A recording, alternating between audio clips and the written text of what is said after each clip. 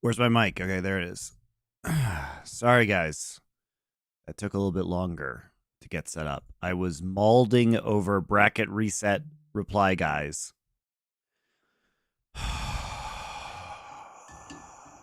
It's nothing better when somebody who doesn't follow you on Twitter just says to your tweets, but what about a bracket reset so it's fair? Like, literally been talking about this for years. Game advantage is fucking stupid. Everything else, 100%. I forgot I had this tab open. He scared the shit out of me. Good. Listen to me. Bracket resets are fucking dumb. I'm tired of fighting this battle. I'm tired of fighting this battle with morons. I literally, somebody suggested it, and I literally just replied to them, shut the fuck up. Because I'm just so sick of it. Oh, God. John Campbell asks, what's a bracket reset? Don't you worry. You don't need to know. You're happier not knowing.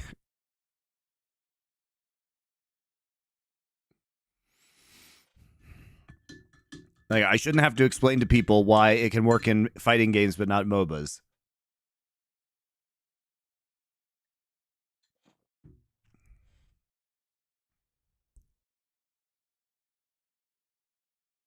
You know, if League of Legends was bigger and we could rent stadiums for multiple days for games that may not be played, then great. Let's do a bracket reset, but that's not financially viable. Would you mind bracket resets if it weren't for logistics? Sure. Like I said, the problem really is like, how can you rent a stadium for an esport for multiple days? You know what I mean? And you can't play fucking 10 best. You can't play 2 best of 5s in one day. And not only that, but you couldn't, like, you would have to schedule the first best of 5 at like noon local time because, you know, you can't just play in a stadium until 3 a.m. They do kick you out. Your drink looks like sewage. It's AG1, guys. So basically it's just catching the blue background or the background of my delightful mansion, which is definitely not fake. Oh God, the illusion.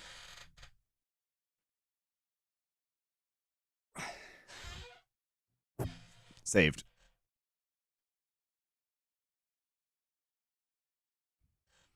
But yeah, basically you'll just see through it.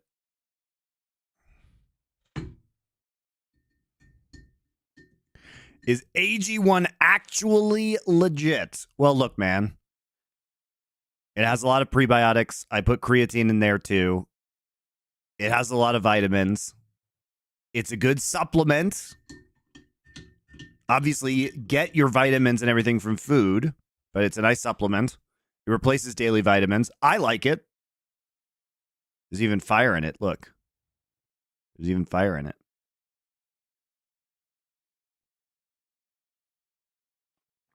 Yeah, the Yuzu Pineapple Liquid IV is a banger.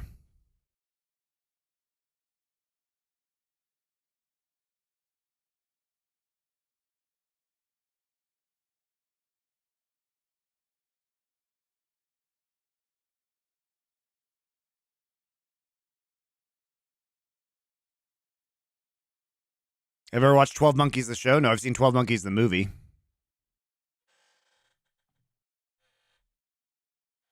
All right, let's go. We got to go. We got to go.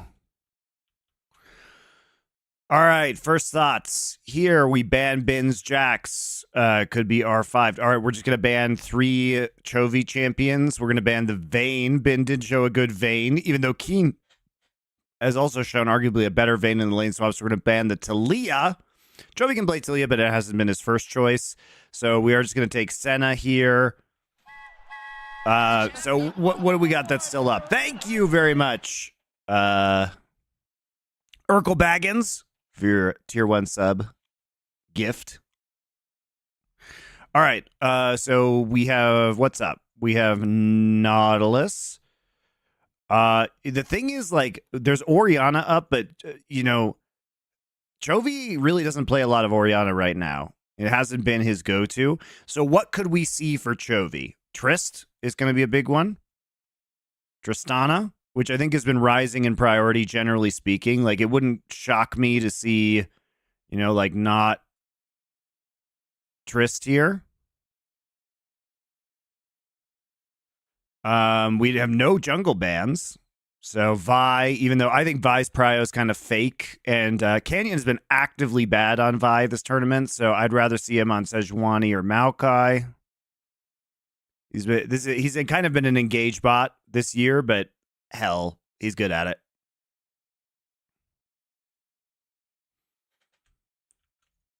I'm ready to fight against. All right, so we're gonna take the Kalista away. Are we gonna play Kalista Varus? Trying to limit some of those Chovy champions, trying to limit some of those control mages he has. We're gonna play Kalista Varus. But now the response coming in, instant Senalock and a cheat. They're not gonna get the opportunity. Ooh, we're gonna take the Ahri right away for Knight. That is a contested pick. Sorry, I didn't go over that one, but yeah, that's a contested pick. Knight and Chovy among the two best Ahris in the world. Nautilus, Trist. Oh, they're just gonna take the TF blind for Keen. Thank you, Man GG, for your tier 1 subscription. If you want to beat this man straight up, you're going to have to be willing to give him his picks. I mean, I wasn't expecting Ahri to be given over tonight, and you mentioned. All right, Ashe is up, so Kalista Ashe, we're gonna lane swap here probably for Gen G. There's the Tristana ban because they didn't pick it. There's the Vi ban. Here we go. Wise Baboon, so wise. Thank you for your subscription. When you look at BLG, when you look at their big strengths, it is concerning for Shun thus far this tournament. All right, so we take away this Sejuani. But Jun is, you know, he can play anything, but at least we're not seeing the Wukong again. All right, so Viego, they're probably, what are we going to play here? What are we going to play? What are we playing?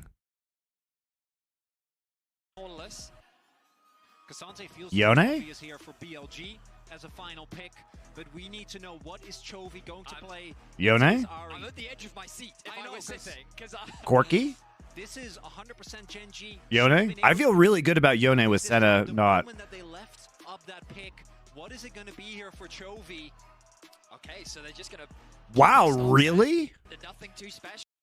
That is so surprising, guys. I like Chovy has played one game of Ori, I think, before that this year.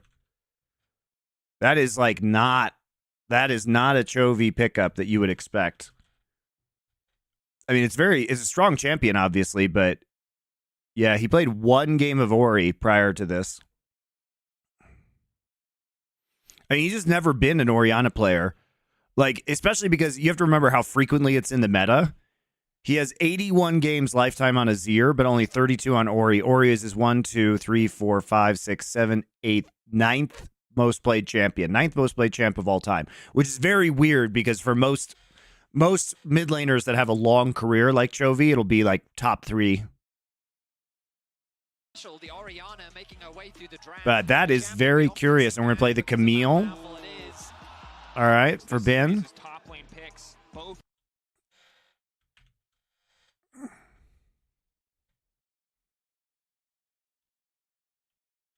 Okay, so this is a Viego reset composition. Obviously, you're trying to pick off somebody really quickly. You have a lot of protection for the Viego to go in with a lot of these heals. So Genji going to be really good at scaling right here.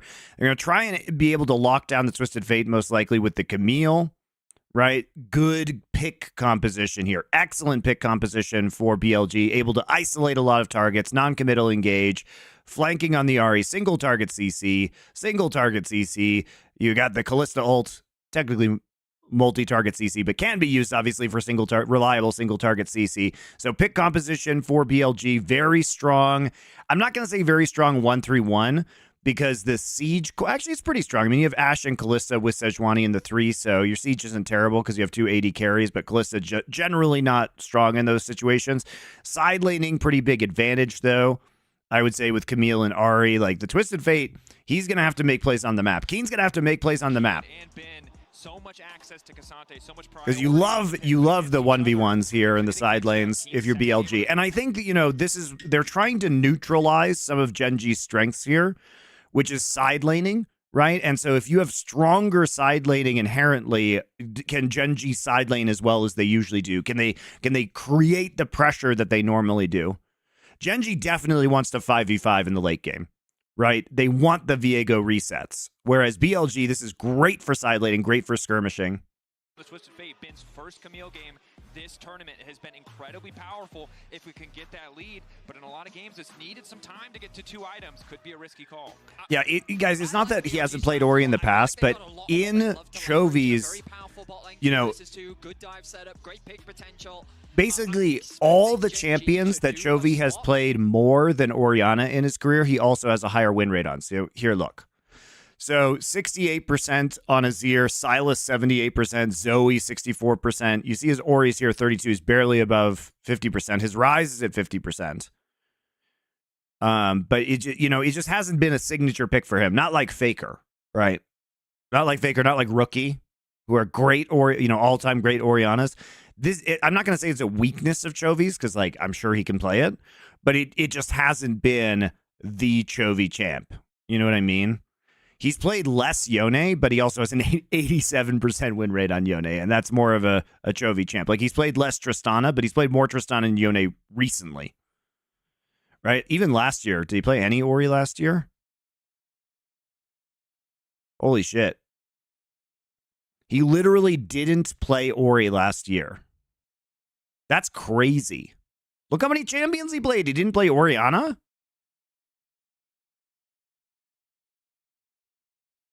That's actually insane, guys, that he never played one Orianna game in 2023. He played 3 in 2022. So he hasn't even been playing. All those Ori games came from very early in his career. The last time he played a lot of Orianna, it was his most played champ in 2021. He played it 1 time in 2024 and 0 times in 2023 before this. So you do not expect reasonably you don't expect the Ori to come through here. You have to try and avoid the early aggression that we're going to be seeing from BLG, but whether or not they will, for the most part, though he hasn't needed Ori, he could play everything else. Yeah, that's true. But I mean, it's still weird. Experience in that situation, but wow, a fascinating draft. Gen.G have chosen to give BLG everything that they wanted. For Gen.G, specifically the Senna Nautilus combo was what got them the 1 loss that they had in the. Yeah, Senna Nautilus is better, I think, for BLG. Like, On was such a monster in that game they played against T1. Obviously great. Is that going to be enough? Pays his first game on the Senna thus far this tournament. 5 games at Kalista, the clear priority at every turn for Gen.G. Yeah, but the thing about it is PaZe's first Senna game, but it's been banned against them a bunch of times where they've banned it. So PaZe plays Senna. That's not a concern. All right, lane swap time. Loved your tweet, MonteCristo. Essentially, oh no, another G2 T1 match. Damn, double limit. But John need him. Guy who definitely knows a lot about esports said that they needed to keep Worlds single elim because they like the stakes of it. But yeah, everybody's super sad about G2 versus T1 rematch. Everybody's super sad that there might be a Gen.G versus BLG rematch in the finals. It's such a fucking shame MSI's format is so garbage. We surely shouldn't learn from MSI for Worlds at all. I imagine that means they're going to try and Damn, a new MOBA like mixed with Overwatch, TF2, and other games made by Valve coming soon. Yeah, I saw that leak announcement by the Gabe follower on Twitter.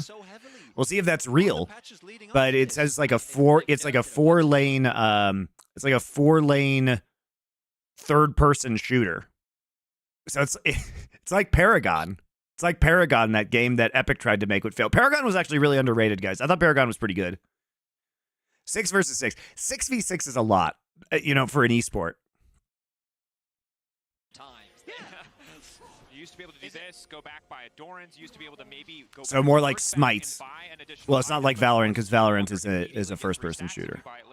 Yeah, Paragon was pretty good actually, guys. So we'll need to take a look at the relative gold income coming through for the side of Gen.G to kind of ascertain if this is still viable. Just to clarify, minion gold. All right, so lane swap going through. Interesting.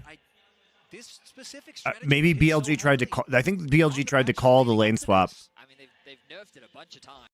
I think BLG tried to call the lane swap and they didn't see anything, so they thought the lane swap was coming in. I think BLG thought the lane swap would be initiated by Gen G. I think this is all mind games. As much as possible to try and get out, but this specific strategy was hit so heavily on the patches leading up to this. I mean, they've nerfed it a bunch of times. Yeah.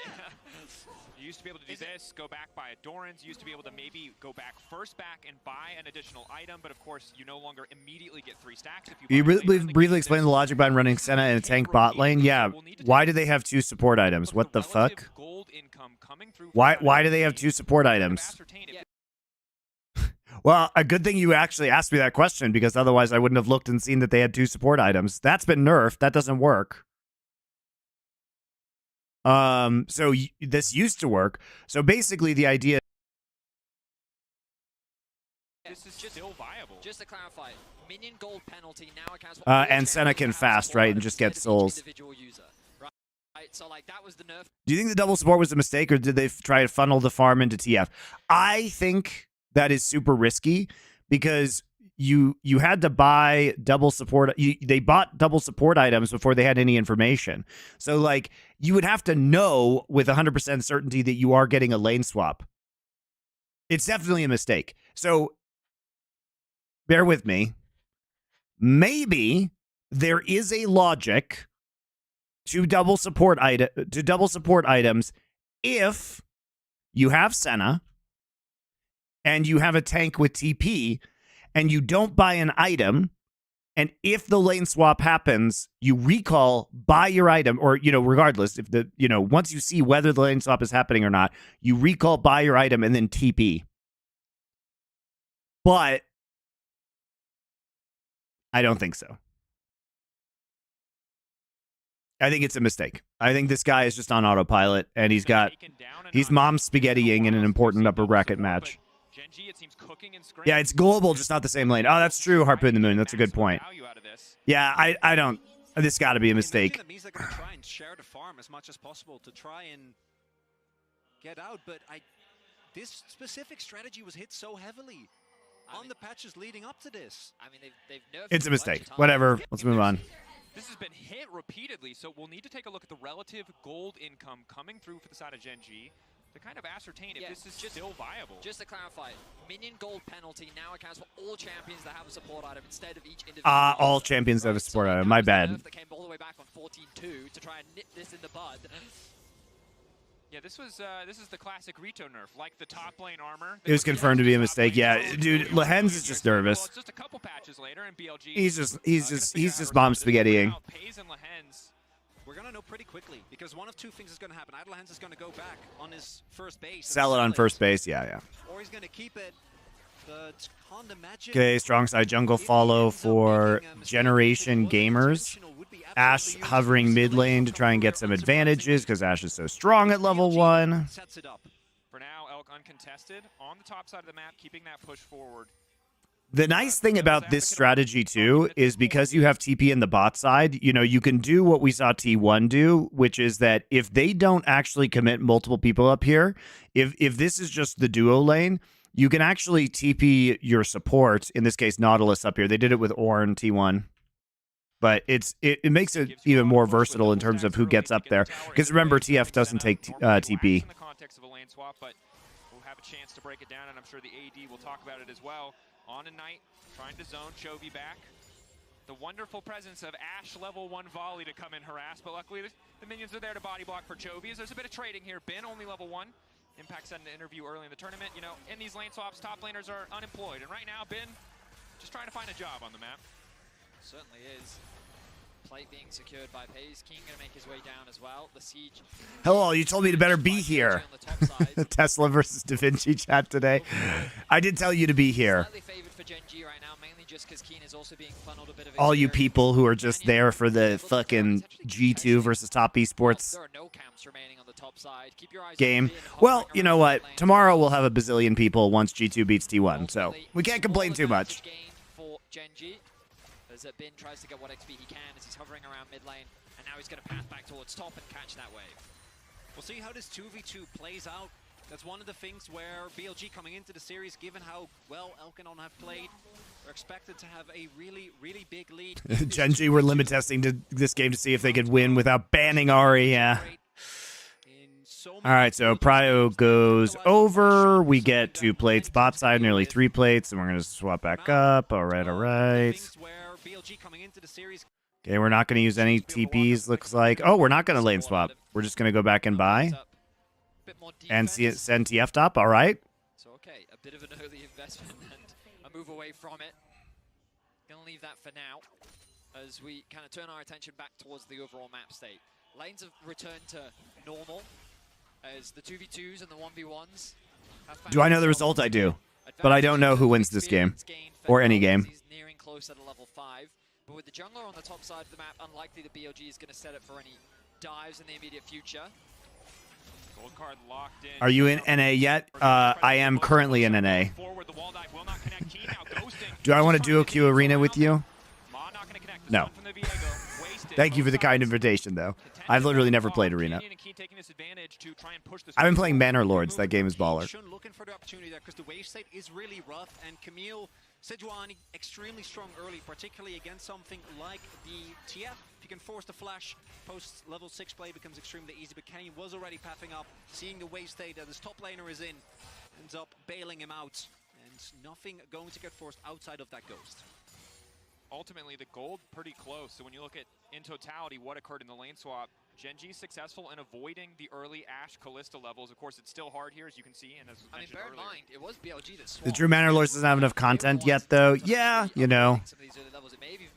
It's been fine for me for now, but I think replayability probably is not great at the moment. But, you know, I'll play it once now and then wait a year and play it again. Nice damage put down onto Lahens as the fine with me. I wonder if we'll see another swap from BLG so they can. Oh, hang on a minute. A few extra autos coming out. Lahens taking a ton of damage.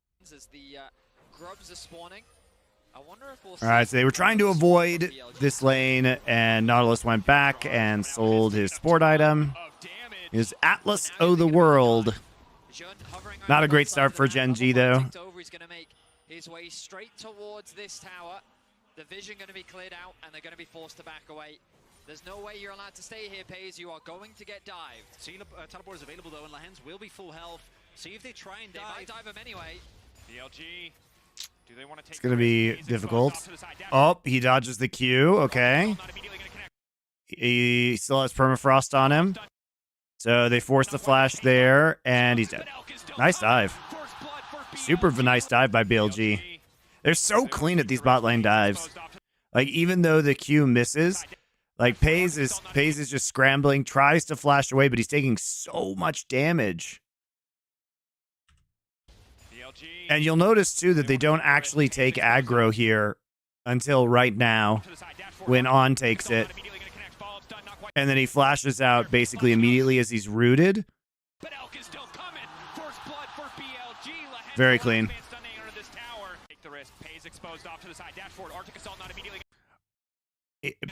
That Lahens could have played it better.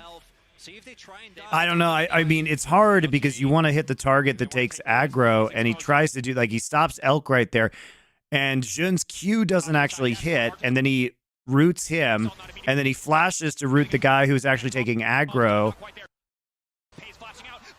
I don't know. I think you're dead. Pays should have cleansed. The Seju damage needs the target to be stunned. That's true. Pays could have cleansed instead of flashing. He could have waited for permafrost and cleansed. I mean, this is just classic BLG. But it is very hard to stop the BLG dives. Took a nice trade in advance, ready for the jungler to come through. And as you rightly said, even though the TP comes in, it doesn't matter. The good news for Genji is Canyon's able to secure on the top side the 3 grubs. He's stealing away a bunch of camps. You'll notice the bin is completely isolated as all of those topside camps are disappearing. But Jun, he's not too upset about that. He's keeping even. He's on pace with Canyon, very close to level 6 himself. It's just Bin that could be in some trouble. Top side, Ben beginning to walk away, has a slight XP. I think best case scenario there maybe you get one more flash, but it was pretty clean. It's gonna get stunned. It's gonna get locked up. Ben flashing out, but the gold card still connects. Nowhere to go. Nice job. Away has a slight XP advantage from the earlier swap. Walking it now. All right, well, I mean, what do you say? He flashes while the gold card's in the air. That's rough. Nowhere to go. The hook shot. Whoops. Not gonna connect. Canyon taking the kill. Really big moment there. Keen is level 5, so Bin might have been looking for something. Canyon sneaks behind, finds access, because while the bot lane is going in favor of BLG as expected, great job from Shun. Towards the top half of the map, Chovy in the 1v1 has not been really distracted and has been Chovying it up as he does with almost 10 CS per minute, whereas Knight have struggled a little bit. Now Bin, no flash as well. I mean, that was a bit of a blunder from Bin. He should have expected that his top side was not safe. He knows that his jungle is bot. Dragon has just been secured. I guess that he expected someone to be coming from the river, not from behind him, but he does end up making a mistake, ends up getting punished for it. Pays now, doesn't have flash. Using the miss to make it out. And Elk, yeah. If you've missed it, of course, lethality, Callista, flavor of the tournament, incredibly powerful on this patch, and that's a good indication of why. Normally, Senna can shrug off a lot of the Chovy dry winning lane by 2 waves at 7:30. Yeah, it's just Chovy things, and we never get to see his lane, obviously. Because why would you? Or why would we? Really large amount of gold. So if he hits his Interesting. So Keen hits 6 and is now looking on the map to make plays because he doesn't want to overextend in top side, where Jun is biding his time. Keen actually, oh, they're actually taking a full play bot side. Interesting. Trying to deny the Ahri roam. Canyon just waiting here. Nice. This is a great counterplay by Genji. What a great read.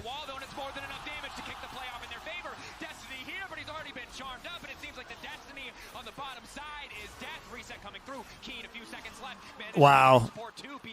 Whoops. We try to make a play when our jungler isn't there.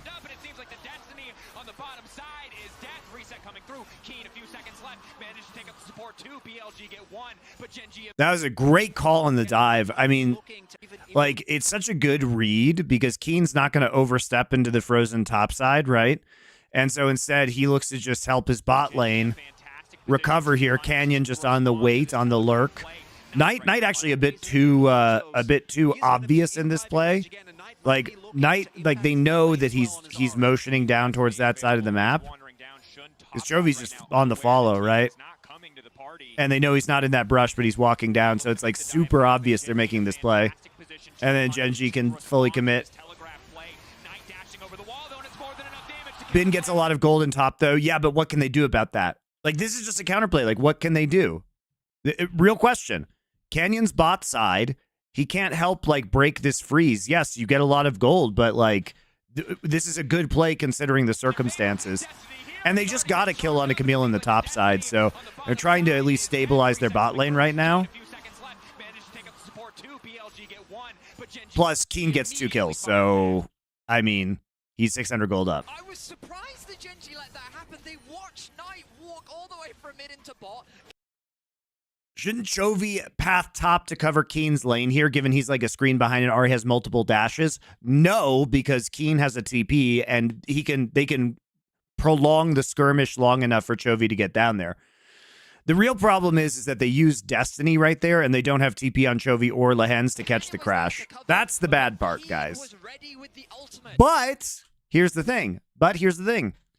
Anytime there's a cannon minion wave, you don't actually lose that much. You basically just lose a cannon minion. Well, they'll lose more here, I guess. And plates. Spot shown here, but as you're saying, the Camille in particular with the Sheen can do a whole lot of pushing, but because Keen actually picked up a lot of the kills. All right, so they do lose a lot there, but Keen actually only, 10 CS behind, and he's still 500 gold up because he got a couple kills. So a lot of minions getting lost to the turret there. You'll notice as well, they left Knight in the bot lane to catch that wave. Yeah, Jin's pressure is good there, so Pace can't walk up, so they do deny most of that wave. I'm going to say a bit of a 2v1, but on working with Shun to control that top side, get some deep vision. Now they have their eyes on Chovy. Multiple members committed. Flashback from Chovy is good. They get the summoner spell. Spectral Mod just a threaten from Canyon, wandering up. Of course, 26 seconds till the Grub spawn already. The bottom lane from Genji positioned on the top side of the map. They're set up to have control, to have a man advantage. What's the response going to be from the side of BLG? We look back at this dive. Knight was spotted on vision. He makes it look easy.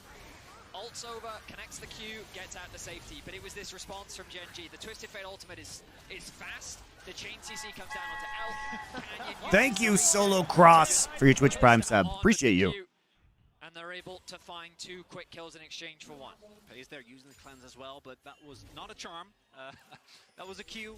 Ends up taking the full damage, and that is big because it does mean with that kill that Knight is now sitting. Is Eleven still sponsored by esports bet? We are not. Here BLG trying to deny the full But stack. they were a good partner to us over the years. Up here, 4 members of Gen G. Knight TP. Ready to come to the play. Keen there as well. Shun just going to smite a grub away. Gen G, though, already have 3, can grab their 4th. That is the break point. So we'll have the mites to spawn on their next push. Okay, I don't think BLG is too upset about that, but Gen G being able to get the 4th one, not the end of the world either. This is going to be the TP coming out from Chovy. Charm hits, nice timing from Knight. Bit of a trade there, but plate still secured. So for the first time this matchup, Knight will find himself with a gold lead. A little bit behind in terms of farm, but not the end of the world. All right, so really pretty even after all of this. Dragon in a minute's time. I wouldn't be surprised if Gen G choose to concede this, in all honesty. When you kind of look at those one-item spikes, Ahri, Kalista, very scary champions to have to fight, so maybe they just want to concede that for now. Maybe try and cross-map. Yeah, Gen G did get the actual 4 Void Grub buff, so that's pretty darn good for them. Pick good fights, because Senna's going to need a lot of time to be relevant in this game. Which, to be fair, for Gen G, that's just a regular all day. Right? They've been in that position. If anyone can make a game go long, it's Gen G. Yeah, particularly, and the big thing for me is that Keen and Chovy are still in a great position here. Lance has also fallen behind a decent amount in CS just due to movement on the map. The fact that he wasn't able to get to the wave towards topside earlier on thanks to the shove from Bin. I do agree with you though, Fetty. I think for Gen G, you're sitting just pre-first item spike for Chovy and Keen. You might let this one go. They're firing off an ultimate, but I wouldn't be surprised if they don't want to risk it. If they can find hard engage. Well, I want to see if they can force the TP, probably at the very least. A lot of damage for BLG gets taken away. But they don't have vision now. They have banana brush control, which is huge. Okay, so blind arrow. Arrow going in. TPR to use, being channeled. Stun only going to connect. Okay, they don't have glacial prison or arrow anymore. Gen G know what they want, and it's the Baron. Keen trying to disengage with the gold card. Bin off to the All right, well, they stopped Baron stacking.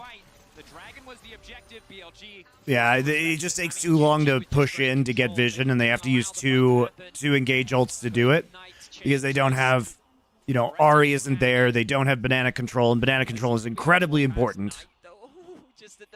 You know what I mean?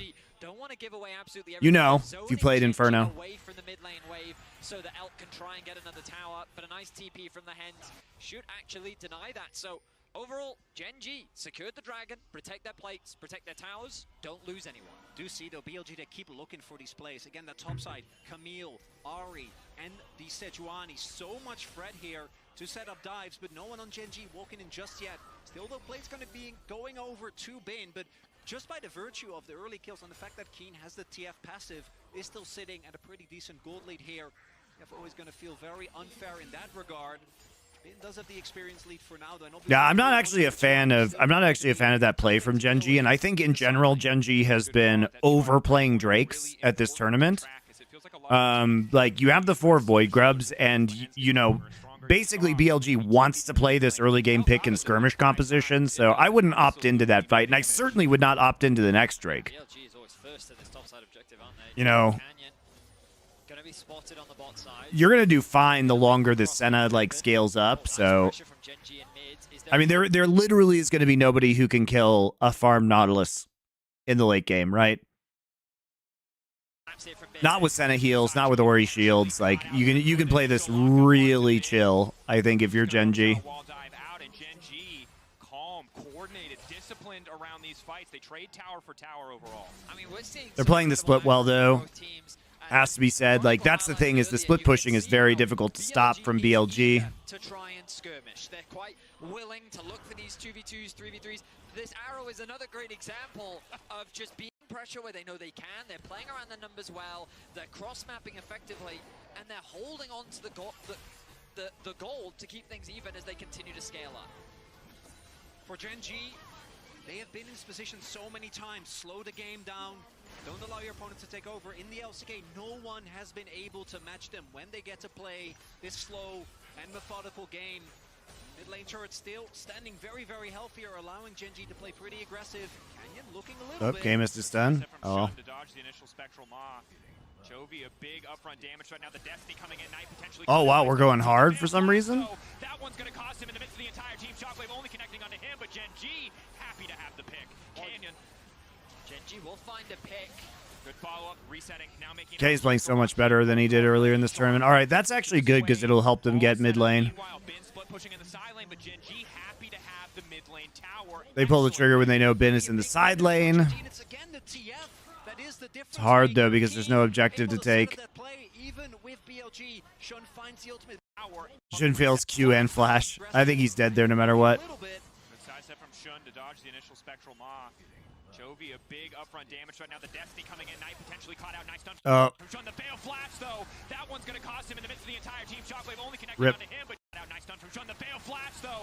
I mean, getting his Flash is still pretty huge there. Like, trading it. Knight potentially caught out. Nice stun from Shun. The Veil Flash, though. That one's going to cost him in the midst of the entire team. Shockwave only connecting onto him, but Gen G happy to have. Meanwhile, Bin split pushing in the side lane, but Gen G happy to have the mid lane tower. Yeah, Canyon was really bad versus top esports. I don't know what the fuck was going on. Tien just clapped him. Is the difference maker. Keen able to set up that play even with BLG. Shun finds the ultimate but doesn't get over. Hopefully we don't have to see his Vi played anymore.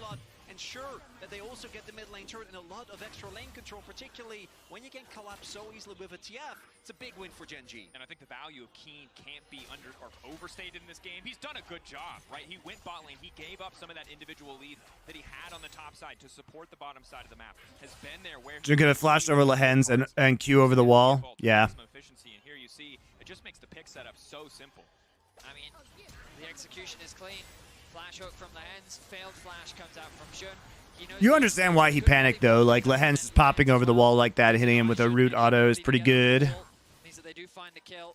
No objectives on the map outside of those towers, which means that Gen G can't really balloon this into anything significant. They do find themselves with an 800 gold lead for now. But this is, I think, what people wanted, right? I know it's not been a bloodthirsty game, but in terms of high-level play, this is a great demonstration of how effectively to cross-map. Bin being able to put so much pressure on a side lane is only going to continue to get stronger. It's crazy the fact that TF side laning is going to be crazy here soon. Or 20 CS down, my apologies. But because of those two kills, Gen G needs to, like, force a Baron fight. They need to just repeatedly force Baron, I think. On a side lane, he's a full level up over Keen. Keen's leveraging his time spent overstacking by working with Gen G to secure objectives and look for picks. For Gen G, this is the type of pace that they love. They want to play it slow. They want to keep control of the game. We saw in their series against top esports in particular, the games that they lost was when there was over-aggression early that was punished very nicely, and it snowballed from there. Chaos is their enemy. Even in the Fnatic series, I remember Chovy afterwards was like, yeah, we tried to lean into it. And I think we can collectively agree it wasn't the best look. No, it was not. Gen G ready to take the fight. BLG don't have to fish anymore. 5 members stacked up. Gen G looking to focus on the objective. Are they willing to risk the 50-50? Arrow into the Sejuani ultimate to come up. Yeah, I don't know if we fight this one. I guess they have mid pressure, so it's okay, and they can TP back in with Lehens. And they have Inferno banana control again. Wow, they have great vision setups, Gen G, on these objectives. Gen G ready to take the fight. BLG don't have to fish anymore. 5 members stacked up. Gen G looking to focus on the objective. Are they They got into the Drake for free this time, though, did BLG. Oh, dude, the fucking CC chain. Yeah, see, the difference is this time is that BLG gets banana control for free. So they can actually contest the objective, right? Like, you have to maintain... They're worried about the bin flank, but you have to maintain control of banana. Otherwise, you just allow them to engage actually on the objective. This is really bad positioning from Gen G. This is such a free engage you gave them. Like, they see Chovy in the front line too. Nobody's actually blocking for him. He's walking up. He gets hit by literally everything as the Glacial Prison comes out. Charm comes out.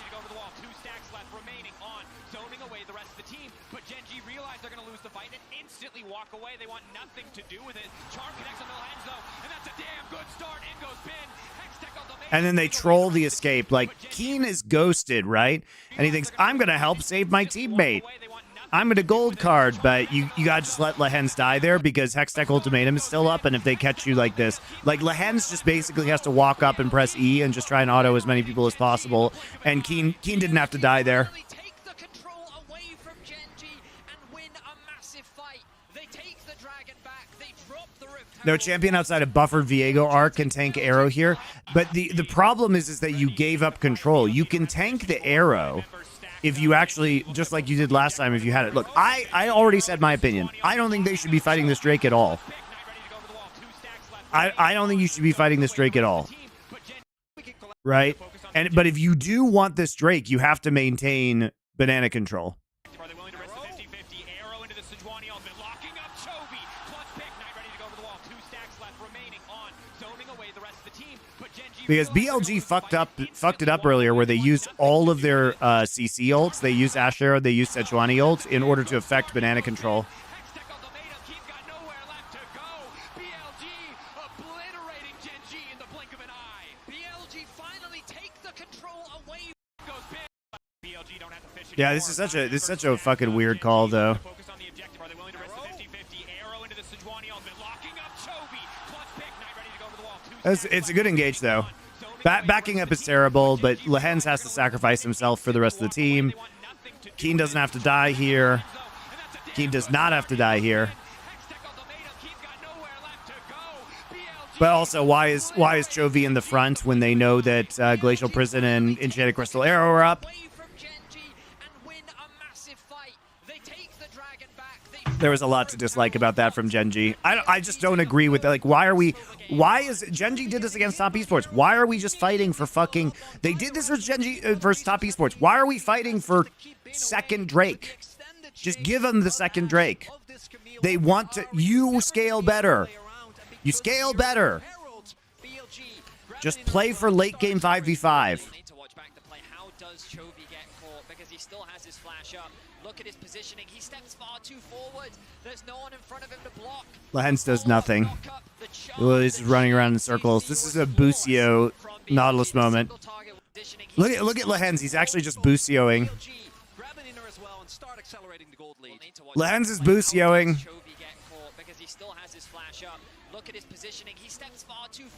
Walk around in a circle. Use no abilities. It's okay though. He uses hook to get to the wall so that he's closer to Keen. But he ends up making it work out regardless. Main thing is, as long as you can keep finding these kills, the range extension on this He Busioed, guys. He Busioed. He did nothing. Single target getting singled out one by one. Genji pay a heavy price. You have the Ashe as well. Once BLG start winning the fight, it's so hard to bring it back in your favor without a tool like the Shockwave. 0 and 0 damage output from Canyon and Chovy, the clear story of that fight. Remember, Nico banana control. Cleanse against so much upfront CC. Opted for the TP, and now it's Keen who might just be in trouble. Knight taking his time. Shockwave going in, but Esports bet is the main reason I gift subs to Monty. I have prop bets that I pass on some. Thank you very much. That's nice of you. Keen actually finds a kill and exchange after that collapse from BLG. But again, you can see BLG constantly looking for these picks, these skirmishes. The Please do not reference Busio. on Spectral Modus barely does a connection, looking for the ball. 3, not quite going to get 4 stacks on the permafrost. Bin backing away. Tactical sweep. Lehens is he's having on fantasies. He's like, I can be the same level of Nautilus with the Senna that On can, but he can't. Yeah, the picks are so crazy. Keen has ult though. All right, can we clean this up? Oh, dude, why does every team at this tournament? Why does every team at this tournament just fucking forget about Kalista ult? Maybe that's as far as he. Maybe that's as far as he could TF ult. Maybe that's as far as he could TF ult. But it feels like a lot of teams are just forgetting that Kalista ult exists.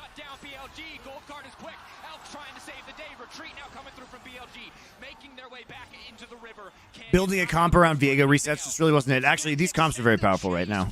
And a lot of teams do this.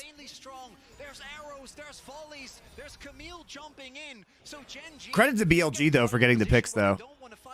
He could have flashed from ult to get to Kalista. True! has to stopwatch immediately, has to flash as well, hasn't been able to really have an impact on this Orianna, and the team fighting from BLG has proven too much for Gen G. And the target on Chovy's head only gets more and more clear for the side of BLG.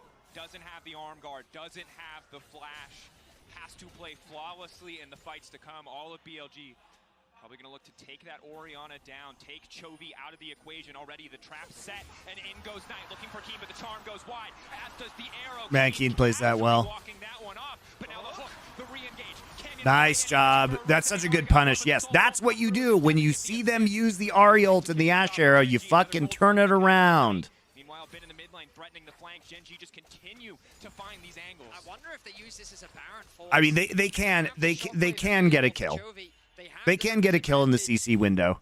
They can. They've got Twisted Fate. They've got Viego, Twisted Fate, Santa Ahri. They can get a kill. It's not like anybody on, outside of Sejuani is super tanky. But BLG overstepping their hand a little bit there. Knight missing his charm gave Gen G the opportunity to turn the fight around and actually find a pick themselves. The kill score is very close. The gold is very close. BLG have been taking more control over this game, but Gen G are showing that they're not just out just yet. So try to take this turret. Gen G want to try and gain more map control, but you see again so much of the damage still insanely big. This is a farming Nautilus, but doesn't feel as tanky as he did in the past. BLG won't be paying more than that. Gen G happy with the kill, but that'll be all they get. Now we see Bin ticking over, crossing that threshold.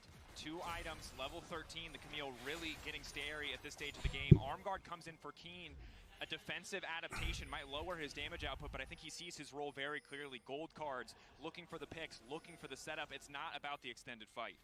This fight might be the one that decides the game. If you take 2 battle of a loss here, that is going to be the Baron possibly falling as well. We'll see. Gen G, they're TPing in. Chovy just now finished his Zhonya's. Oh, time to find another useless Drake.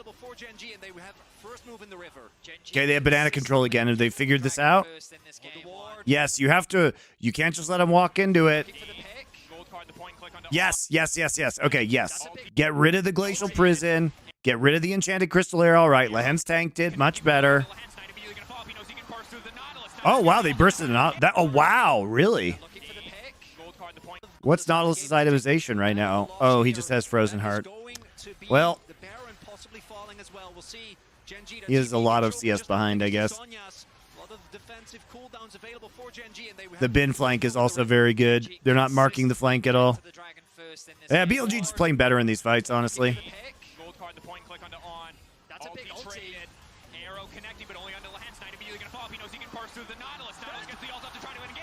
So I think one of the issues here is that they don't pre-use Destiny. Like, you need to use the TF ults so that you can see where Bin is. Because you know somebody's going to be flanking here, right? They only use it right now. And now it's over. Now the game's over.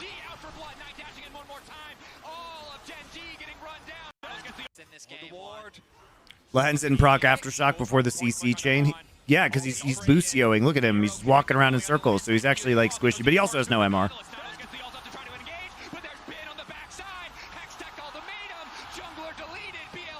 Should Q, when he sees Ashe arrows, to proc Aftershock? Yes. I agree with that take.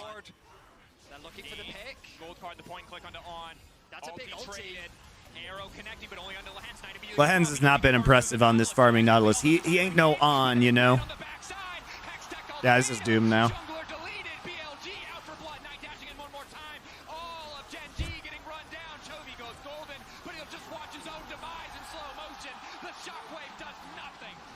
No one is left except for Pays as he's forced to retreat at the hands of BLG.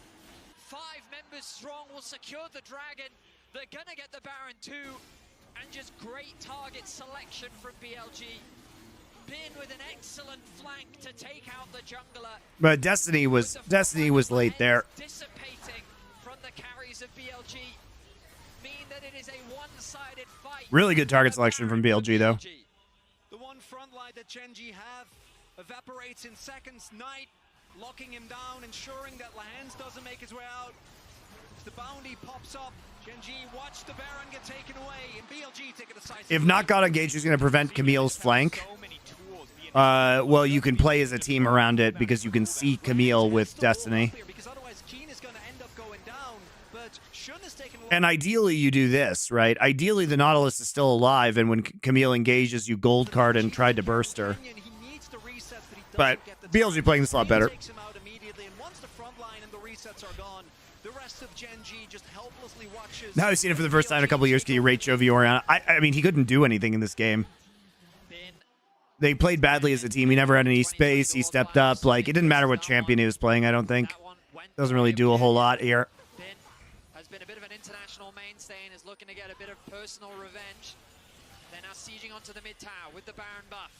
I don't think BLG would engage if Gen sees Camille. That's fine. Then they don't flank. That's acceptable. That's an acceptable result. I mean, if you don't want to get flanked, then if they don't flank, then you're great. Even after a team fight that one-sided, they used the stopwatch, they used the Seekers. Luckily, Chovy's going to have his flash cooldown back up, but they need to play this flawlessly. Going to have to be looking for a multi-one shockwave. It's going to be that combo of Lahens and Chovy. But this is a really good game by BLG. Really nice dives. Really nice bot lane advantage. Fucking 26 minutes, 77 souls for Pays, so he doesn't do anything. Lahens is not very good at farm Nautilus. Isn't this a Galio angle for Chovy? No. No, not with Viego. You need to get resets. You need to kill somebody. Keeping the ball up, getting a little bit of vision, just trying to survive the siege for now. Not give anything away for free, but not You need a damage mid laner. Either. Gen.G disciplined in the face of the push to lock down the mid laner, but they're fighting. Going in onto choke. Oh, I don't know about fighting in this choke point versus Ascena with ult up. This feels like really good for Gen.G. That feels really good for Gen.G. Holy shit, why would you do that?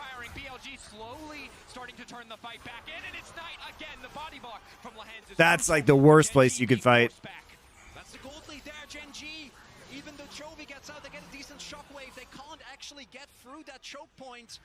The members on BLG just on low enough. Canyon not able to get the reset. BLG will take the turret nonetheless. I'm impressed that Gen.G's able Walking into that choke was dumb. That was almost a throw by BLG. But BLG still walk away with the tower. Crypt Bloom now finished for Knight as he continues to get stronger. And this is looking to be BLG's game one. And ultimately, again, we're in a situation where it just gets harder for Gen.G. BLG only getting further ahead. Chovy, again, in the context of that play, using the hourglass, using his flash. Another 5 minutes he has to wait before he can get out to safety. Luckily for him, not quite connecting onto him. Will hit Canyon in the meantime, but has to, again, play perfectly, dodge everything, and find the shockwave for Gen.G to come back in this one. Look at how BLG control the vision. They just suffocate you out. Look for picks. Fishing for the angle. Pays. He doesn't even need to hit the charm. Pays out of the fight. The damage is done. They now again have the numbers advantage. TP being forced to commit here from the end to try and keep this tower alive. But Knight holds the flank, zones Gen.G away, and that's another tower secured. All that Gen.G have left are their inhibitors. Gold lead now up to 7k. Camtech Soul about to come through here for BLG. With that Baron, feels like Gen.G, they're gonna have to hope pick here. Regain control of their own jungle. BLG ready for that fight, but Gen.G grouping, trying to force man advantage to mid. I think Lahens' support Nautilus is, and by support I mean farming Nautilus, is really underwhelming. They even got the initial lane swap, like they mind gamed BLG into trying to call the swap. And even with that, they still get dove. Even with that, Lahens is fucking useless. They don't even have access to this dragon. On is zoning them away himself. You could just have Shun and Bin take the dragon as a duo, get themselves the soul, and then move over towards the Baron. Gen.G doing the smart thing, trying to get what vision they can around the objective that might bring them back into the game. Additionally, Lahens, who is supposed to be the front line, as they are going to give up this objective, as you said. Lahens doesn't have more gold than On. One of these two players is farming.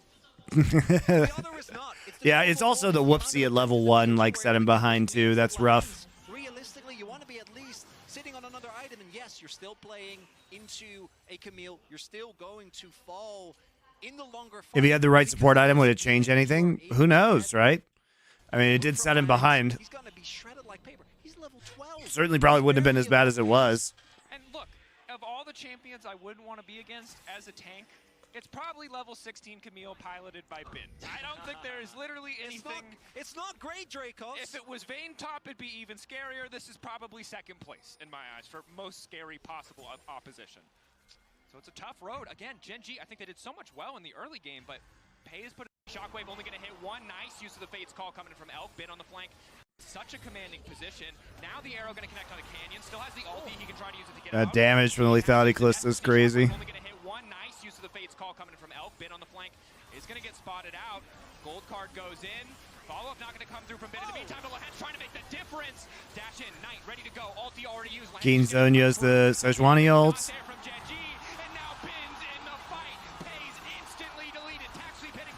Yeah, it's over. All right, well, not the greatest game, but I mean, BLG played the skirmishes really well.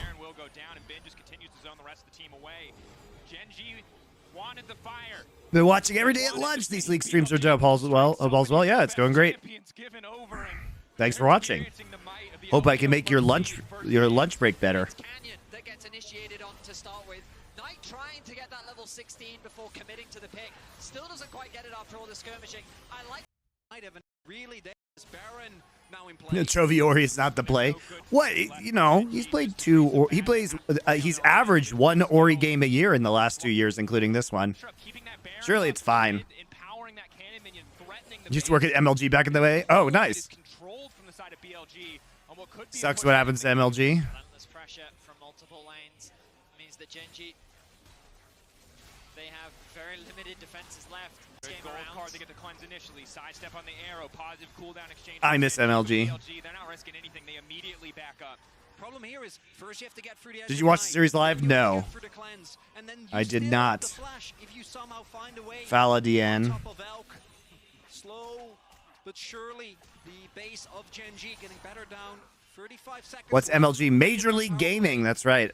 I did some work for them for casting back in the day. Do I know the score of the games? Yes, but I don't know who wins which game. Of course, Trinity Force Camille shredding through. Hook not going to connect from Lahen's. BLG again across multiple lanes, putting the pressure onto Gen G. Red Bull Baron power play, 17 seconds and counting, wanting to make the best of these empowered waves. 1:30 till Elder. Perhaps the final nail in the coffin for Gen G here in game one. Oh, I'm on mute. I hit my mic again. All right, it's back. When we looked at this draft, we expected a lot of early aggression from this team, and they did find a lot of good early dives, but it didn't really result in a massive snowball effect. Gen G were good at being proactive around their Did MLG organize tourneys and stuff? Yeah. In terms of a response to the dive, they that Cloud Dragon, and it looked like they were in a good position heading into the by G, even though they love to play a really aggressive style. They used to run League of Legends back in the day, like 2012, 2013, or 2011, 2012. By 2013, it was the LCS garbage had started. Gen G, they're still in the game, but one you don't have to miss my LCK casting, Catch Me Drifting. I'm right here doing every single game. I'm casting more games than I would have if I was still a caster. BLG are showing nothing but respect to Gen G still. BLG with the Elder spawning in 10 seconds. Going to use this to round out the game. And again, they continue to deny access into the jungle, limiting Gen G's ability. Somewhat mitigated it. That's the objective. Oh, we finally get a shockwave. Haven't seen one of those this game. It took us 35 minutes.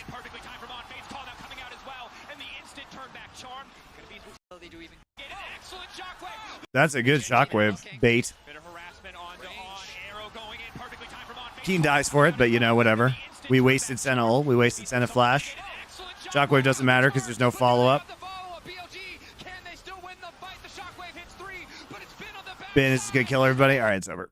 It's over. Nice try. Desperation by Gen G. I really wish they wouldn't fight every Drake. All right, so let's not give him Ari again. Feel like we can safely ban that one out now. Don't necessarily have to be too worried as we get into Champ Select. And as we enter Game 2 Champ Select, powered by Omen and HyperX, you can see a very similar ban strategy. All right, so interestingly, okay, so Gen G loses, they pick blue side again. They're still going to ban Talia Vayne. What is it? What, I mean, and we're still going to ban Corki. Oh, now we're banning Corki, really, in Soul. It really means you got to ban it. All All right. All right. All right. All right. Senna is back yet again. Now they ban the Ahri, though. Okay, so they are mixing it up just a little bit. 3 bans targeted at Chovy.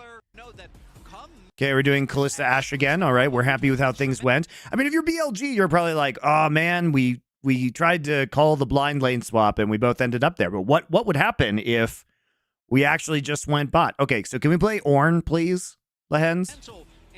Nope, we're going to play Nautilus again. All right. Now we're going to take the Cassante instead of the Twisted Fate. So we've subbed.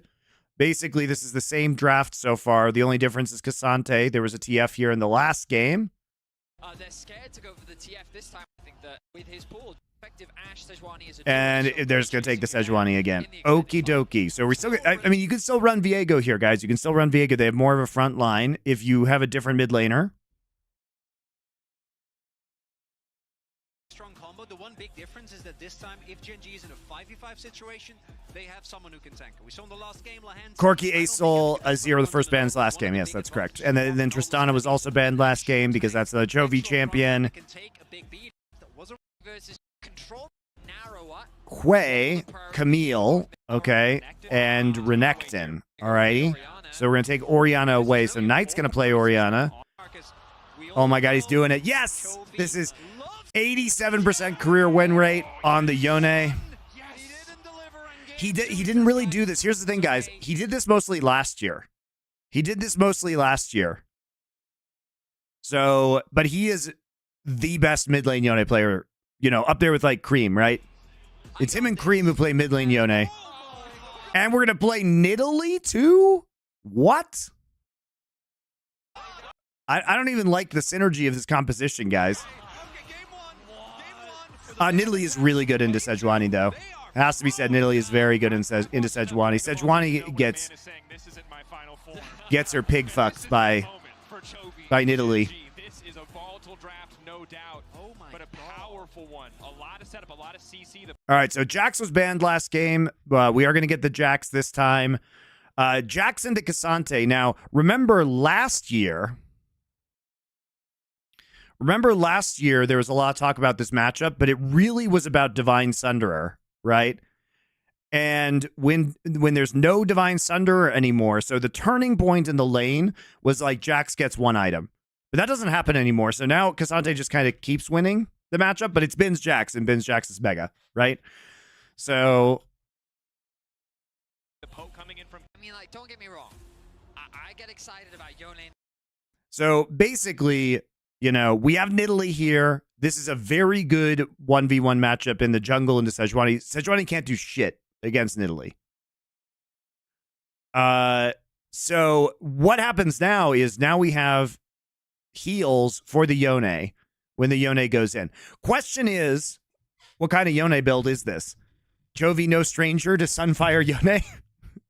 Put that one out there for you. We haven't seen a lot of Yone this year from Chovy. This matchup I don't like, though. We'll see how well Bin can play it. So it feels like right now you have a really strong 2v2 in the top side. Like, Jax Sejuani have great synergy, but, like, you know, you have a really strong matchup in the mid lane as well for the 2v2. And we'll probably see a lane swap again. Chovy no stranger to even Shroud Yone. That's true, too. Is it good? or you could forget your job. But he probably has to go damage here, guys. Probably has to go damage here. Otherwise, they're going to have no skirmishing power in the mid games. Frozen Fist Yone. Yeah, I don't know. His Yone builds are interesting. Particularly against Sejuani, you have, in that composition, they had a lot of poke. Like, a lot of poke, right? They had, I believe it was Lethality Kalista, they had Corki, they had Nidalee, so they drafted, like, heavy poke. Is Senna bait without not, or is it good enough with Ornn? No, it's good with Ornn. It's very good with Ornn, guys. I actually really like how T1 switched it up in the Liquid series to just picking Senna Ornn. I think that in an extended fight, the advantage of Nidalee is the fact the only team I like playing Senna not right now is BLG, because On is so fucking crazy. He like mega hard carry that game 4 versus T1. The Chovy meme Like Senna Tom Kench, you know. Senna Tom Kench also kind of troll right now. I think Senna Not can be really good. It's just teams are bad at playing Senna Not. I don't think people would have understand, otherwise you're just saying his name. Not versus Callista feels good, yeah, because you can just ult the Callista and then continue the CC chain so she doesn't hop around. Just so that we're clear. Every time that he How come there's no Battle Bunny Callista skin? Look, we're all committed. We're not Korean, but we can try, gentlemen. We're gonna do 1, 2, 3. You'll notice that you know, they stopped making Playboy Bunny skins It's not a V. when Riot got that fat $100 million We were racking our brains in the last game. lawsuit on them. Hence going for a specific strategy. We now have confirmation. No, it just made a big mistake. It's the worst. No more feeling Battle Bunny when you skin see lines. Something that you're pretty sure is wrong, but you're like, am I the wrong? Love the way you communicate, explain things. I watch all these shows. Thank you very much. It's very nice of you, Merlin7G. We were not in the wrong. You just made a mistake in the previous game, and that's fine. We move on. Here in game 2, we restart, and we have the Broloff would never be released today. Yeah, Yaska, it would not be. Chovy on his Yone, Canyon It's too real for Riot. That's what Riot actually is. It's just a company of Broloffs. 1v1. Obviously, into the Talia, going to be insanely tough to reliably deal I know. with, I've seen it. Once you get to the mid to late stage of the game. The Jax, though, I really like it because it's both decent into Cassante, can actually pressure him, and obviously has a lot of pressure when we get later in the game. Is Chovy using his fleet on the Raptors? That's super cool. Of the game. The Jax, though, I really like it because it's both decent into Cassante, can actually pressure him, and obviously has a lot of Interesting. He procs his fleet heal on Raptors. Intriguing. pressure when we get later in the game. Is Chovy using his fleet on the Raptors? Super Also, he's taking fleet footwork for the heals and mobility in this matchup. I mean, taking Yone without lethal tempo is a choice. That's for sure. You're making a great point, Carl, guys. That really limits his damage in the late game. He knows that he's getting bullied in the early laning phase, and so he's just leveraging the Q3 to be able to hit onto the Raptors to be able to get some of that HP back. Tomorrow game prediction, 3-1 G2. Perspective on your right at the moment seems to be favoring BLG as they fight for push here on the bottom side. Yeah, Fleet's obviously good for laning, guys. I'm just saying, like, in an ideal universe, lethal tempo is pretty sick once you get out of lane. Blade's angle from Elk this time around is going attack speed, is going on hit for the Callista instead.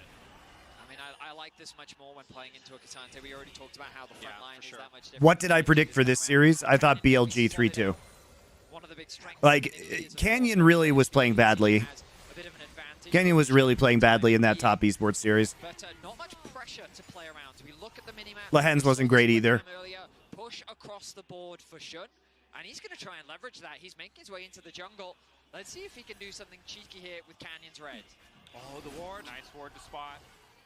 Spear for a bit of poke, passive from Shun Bonds there. here. Wants to steal this one away. Q forward, Arctic Assault, marking up Canyon. So they used bot pressure. We didn't get a lane swap in this game, so they're able to roam the Ashe. It's really good. It is very difficult Nice trade from Knight, leveraging the strength of to play this matchup. He's got Doran's shield. He has no more pots, though. Meanwhile, 2 pots and a biscuit on tonight. This is rough. First couple of levels, the big thing, because post 6, all of a sudden stepping up becomes much more dangerous. So Knight trying to put as much damage on Chovy, trying to make sure he gets low as on. Man on, caught out now. Canyon immediately ready to punish. First blood for the side Whoop, of Gen G. on in the wrong spot there in the river. Good pulling the trigger, though, with, I mean, they double flash their bot lane. So there's going to be a counterplay here in the bot side. Like, this feels like a little bit unnecessary from Gen G to secure this, because they double flash this to get the root. Yeah, I think you only need the not flash there, but whatever. On also didn't flash it for some reason. All right. Man on, caught out now. Canyon immediately ready to punish. First blood for the side of Gen G. Nice pick there from Gen G. On's aggression has allowed Jun to move. Okay, now you're going to try and take this 1v1 versus this Sejuani. Canyon going to be able to secure the Scuttle Crab in exchange. Maybe he can actually make his way towards the top river. Yeah, and be able to secure both of them.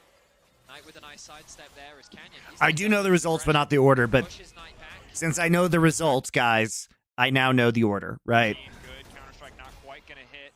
Nor There's the Q3 from the Cassante. And important to note, AP junglers, that first recall, if they have a gold influx at all, any additional gold, they get a good first buy. That spear clear speed increases exponentially. But there is a counterplay now off of both of those flashes.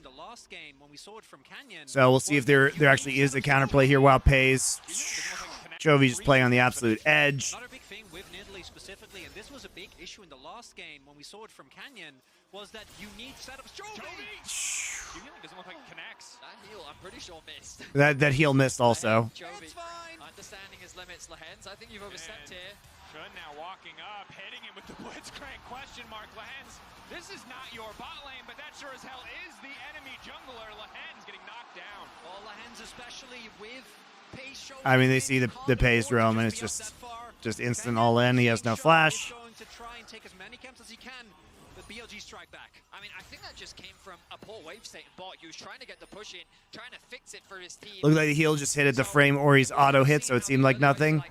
No, because you don't see any numbers.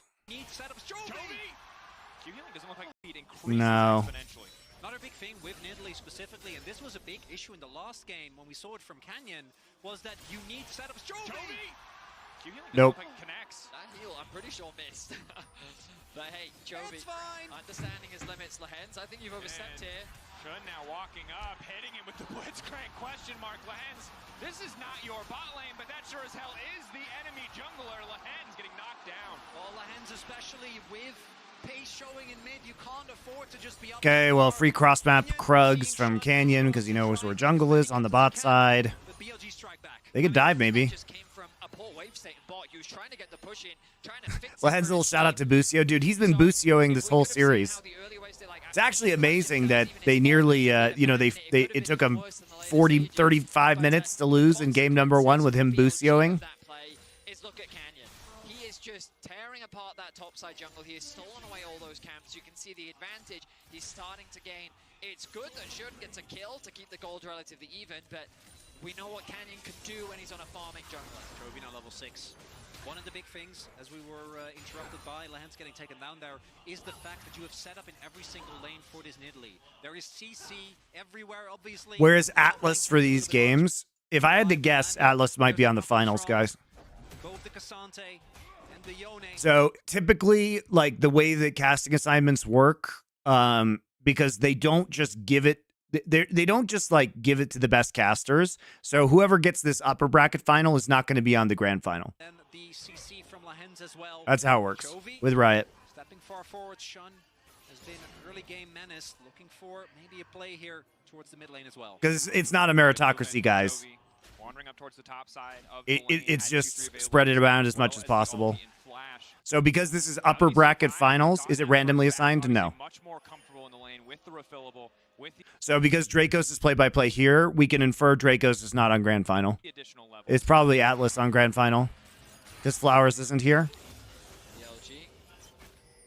It'll be Medic or Atlas play-by-play grand final. Probably Atlas. Gold.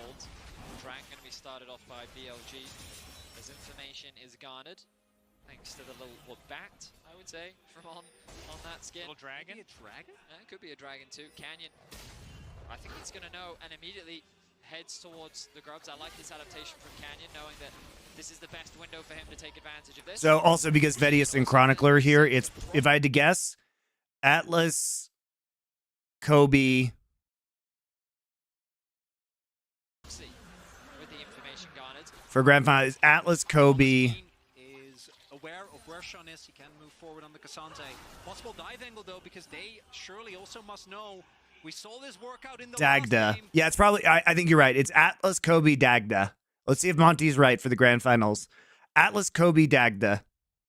Gonna try it here. It could rotate back to Dracos. No, because it's about which matches are most important. So if you cast upper bracket final, you're not going to cast grand final. That's how it's going to work, guys, because upper bracket final will be seen as the second most important match. So the casters on upper bracket will not be the casters. So even if Dagda's casting tomorrow, for whoever's casting T1 versus G2 could be casting finals.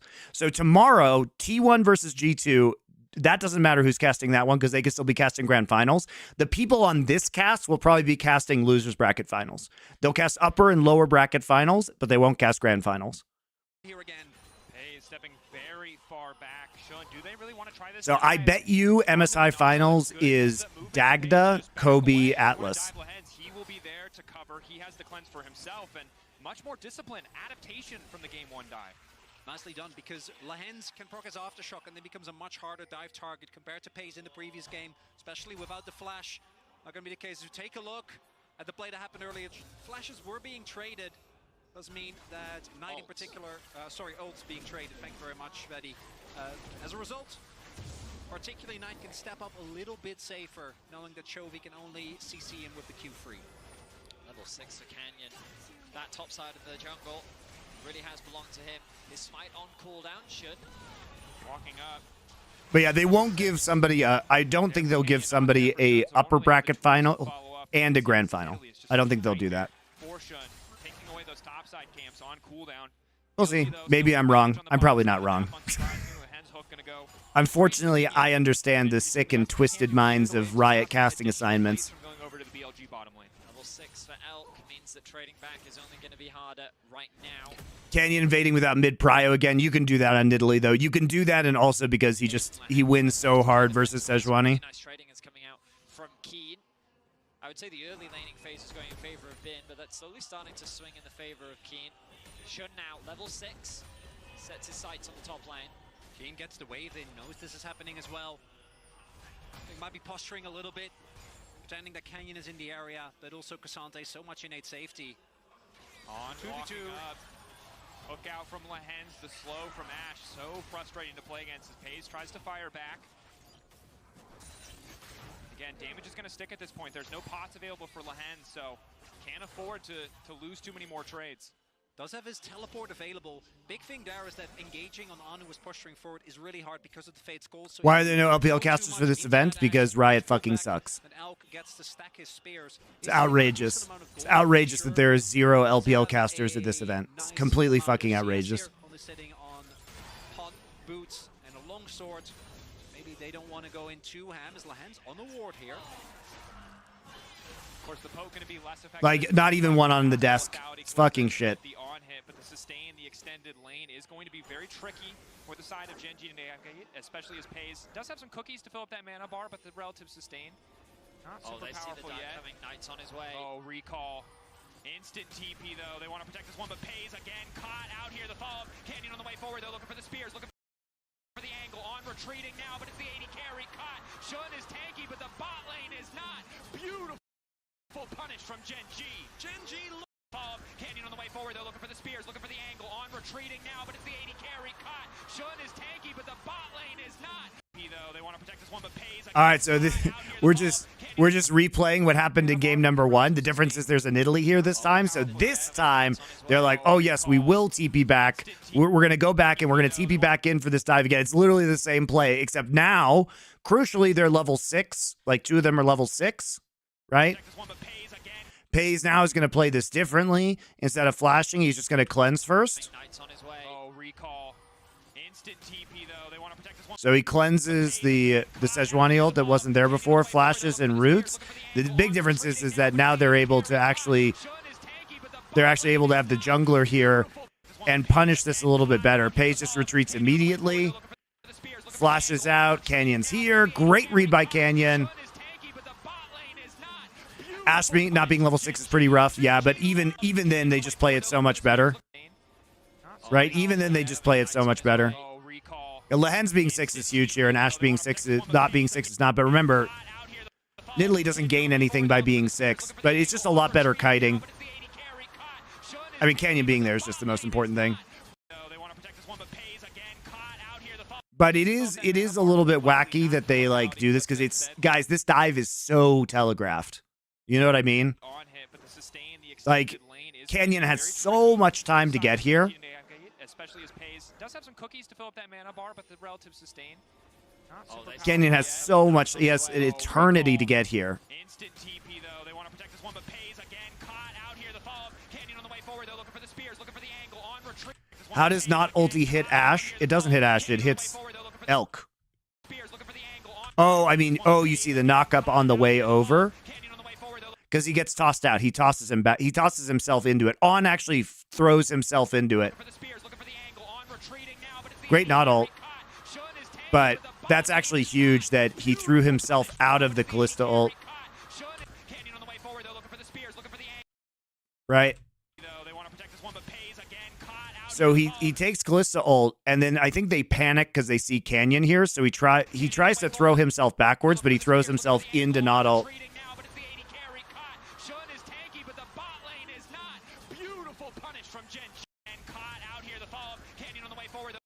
Yeah. Oh, okay. So here's what happens, guys. So here's what happens. So they use the Kalista ult, but remember that when you use Kalista ult, it resets you to the max auto attack range. Okay. So what happens is they throw the Kalista ult and then it resets Ashe to max auto range. And unfortunately, that auto range is directly in the way of Nautilus ult.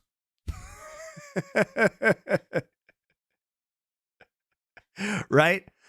Because it doesn't, if you are a ranged champion, it doesn't put you in melee range because that would make Kalista ult fucking suck.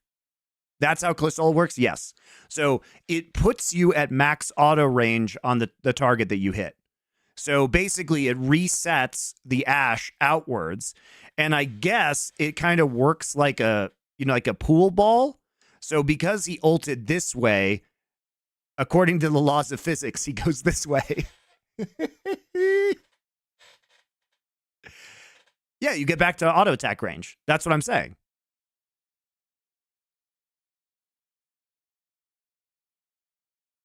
He is back at auto attack range. He's at max auto range. So it's just the geometry of it, I guess. But that's what happens here, I'm pretty sure. Because the Nautilus ult is targeting him. So when he uses Kalista ult to knock up Pays, then what happens is the Nautilus ult is going this way. And so he gets knocked up by it. That's just unlucky.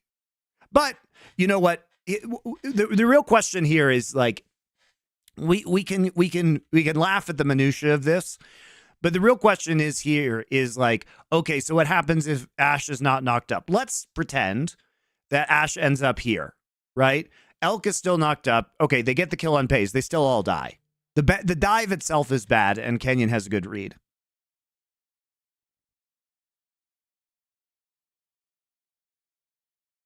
Right? They're looking for the spears, looking for the angle, on retreating now, but it's the 80 carry cut. Shun is tanky, but the bot lane is... So they still all die. Let's be very clear. Even if Pays not dying is obviously bad, but they're all dead.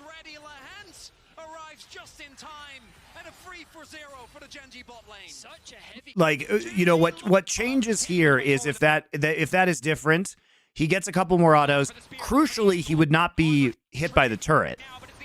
Because he gets hit, he takes one turret shot here, but they're all dead. I mean, Lehens and Kenyon are full HP. They're all dead. They're all dead. They're all dead. They disrespected the fact that Canyon could have been there. That's what happened. Such a heavy commitment from BLG. Elk even flashed on. Yeah, so Kalista ult ends up being very weird with ranged champions that are attached that are soulbound to Kalista. Because you bounce off the target, right? We'll probably see it in slow-mo here. So watch this. He flashes forward. You see him just bounce off. He bounces off the target. And then he bounces directly into the not ult, the depth charge that's underground. They take him out first, and it's 3 kills for Genji. Crucially, no level 6 there yet. A little bit of extra CC. Maybe they could have at least gotten the kill. Onto Pace. Take away some of the sustain, but instead...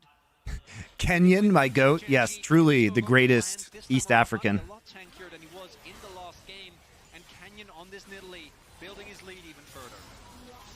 And it's only going to get more difficult for BLG to play out the earlier stages of this game. Canyon getting further and further ahead. Chovy's made it through some of the hardest parts of the lane already. In your bot lane, where you're supposed to have this massive advantage, the play completely whiffs And now it might be Ben who's going to suffer on the top side of the map. Me and my friend tried to play Callista Kennen bot lane, found this interaction with Callista ult and range champs the hard way. Yeah, because you bounce off and you're not in Kennen ult range anymore, right? Yeah, then you have to like rocket belt or flash in. Yeah, you think it's better than it is. Try to turn on to Pays in the meantime. Chovy on the way and misses the initial top side of the map. Diving at Jax, I can't imagine. All right, so now we're going to see the back here. Chovy surprisingly even in lane. Like, he has been struggling in those trades, guys, but he's even in lane. What a monster this guy is. We haven't even been thinking about him since watching him kind of take those bad trades early. Elk walks up. Why is Elk walking up? He greets for plate. Oh, no, he doesn't. There is no plate. There is no plate. The plate dies. Look. Look at this, guys. So there's 4 here. There's 4 here.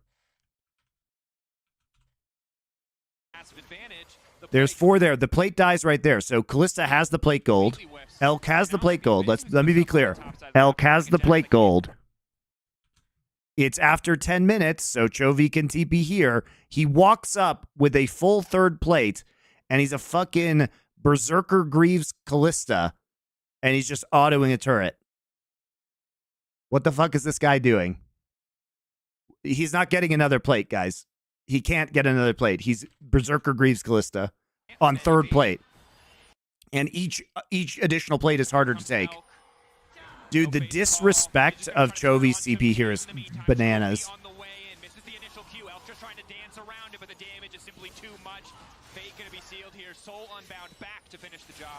Chovy gets his first kill of the game as Genji's also trying to dive top lane. Knight's forced to TP defense. The mid lane has been completely abandoned. What was your final prediction for this series? BLG 3-2. Look, Chovy was playing real bad against top esports. Doesn't actually get anything out of it and gets hit by an immediate spear. Bin also forced to flash. Might be a lot more grubs coming through. We do see Sean making his way over, but so is Lahens. Keen has had top pressure this whole game as well. Going unstoppable, gets the initial dash out, has the Q3. Knight committing, shockwave back. All right, he did have to flash ult for it though, so Bin gets killed. That's pretty important. Knight making sure that his presence is being felt in this game. Assists his top laner in securing that kill. Grub has been Keen has no TP for when he spawns. All right.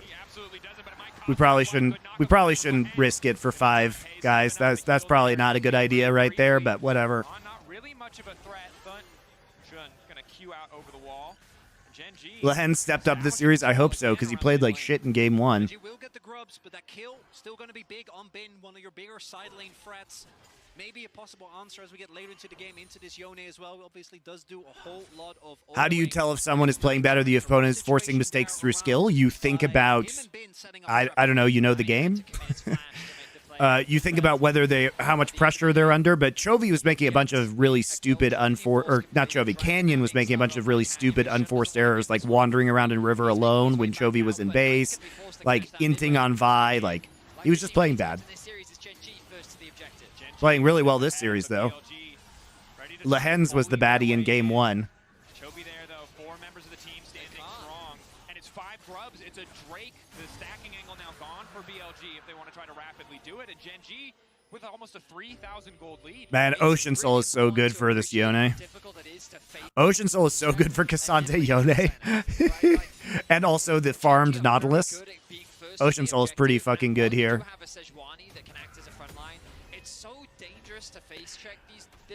Canyon casually 40 CS up in the jungle. Sven once famously said, if you have a mouse, you can dodge Nidalee Sphere. The second part of that quote people don't appreciate is you have to be able to... I hear so many people claiming that Eastern teams look bad this tournament. No, we've seen some banger games. Top Esports versus GNG was a very good series. So was T1 BLG. So is this one so far. I mean, you're seeing very high-level play. G2 versus Top Esports. Was G2 playing really well? Yeah, they were playing super well. Is this MSI the best tourney ever? We're getting there, guys. We have to see some more good games. Like if the rest of the if the finals are a banger, you know, if 2 out of the 3 remaining games are bangers, I think it probably is.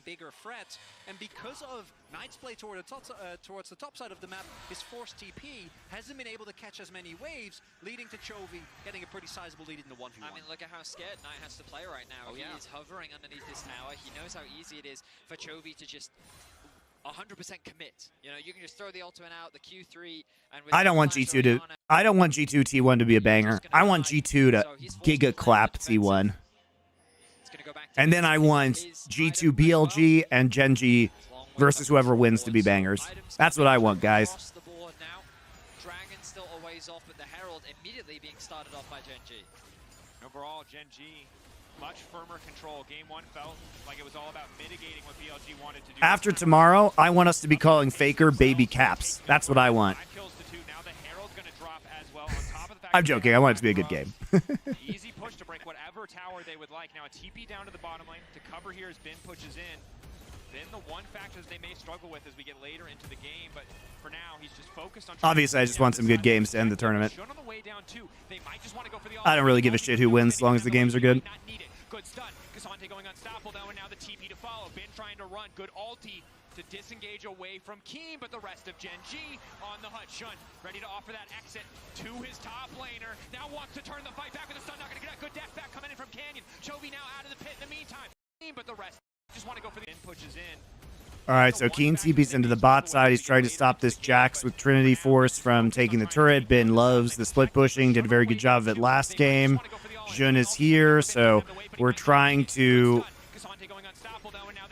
use all out. He forces Sejuani ult. This is a great time. Like, you don't have Jax or Sejuani ult now. And so you can absolutely fight this. Bin's 1 HP. He's losing because he was trying to kill the turret. Pays flashes Counter-Strike. Jun tries to flash the wall, but Chovy's there with the TP.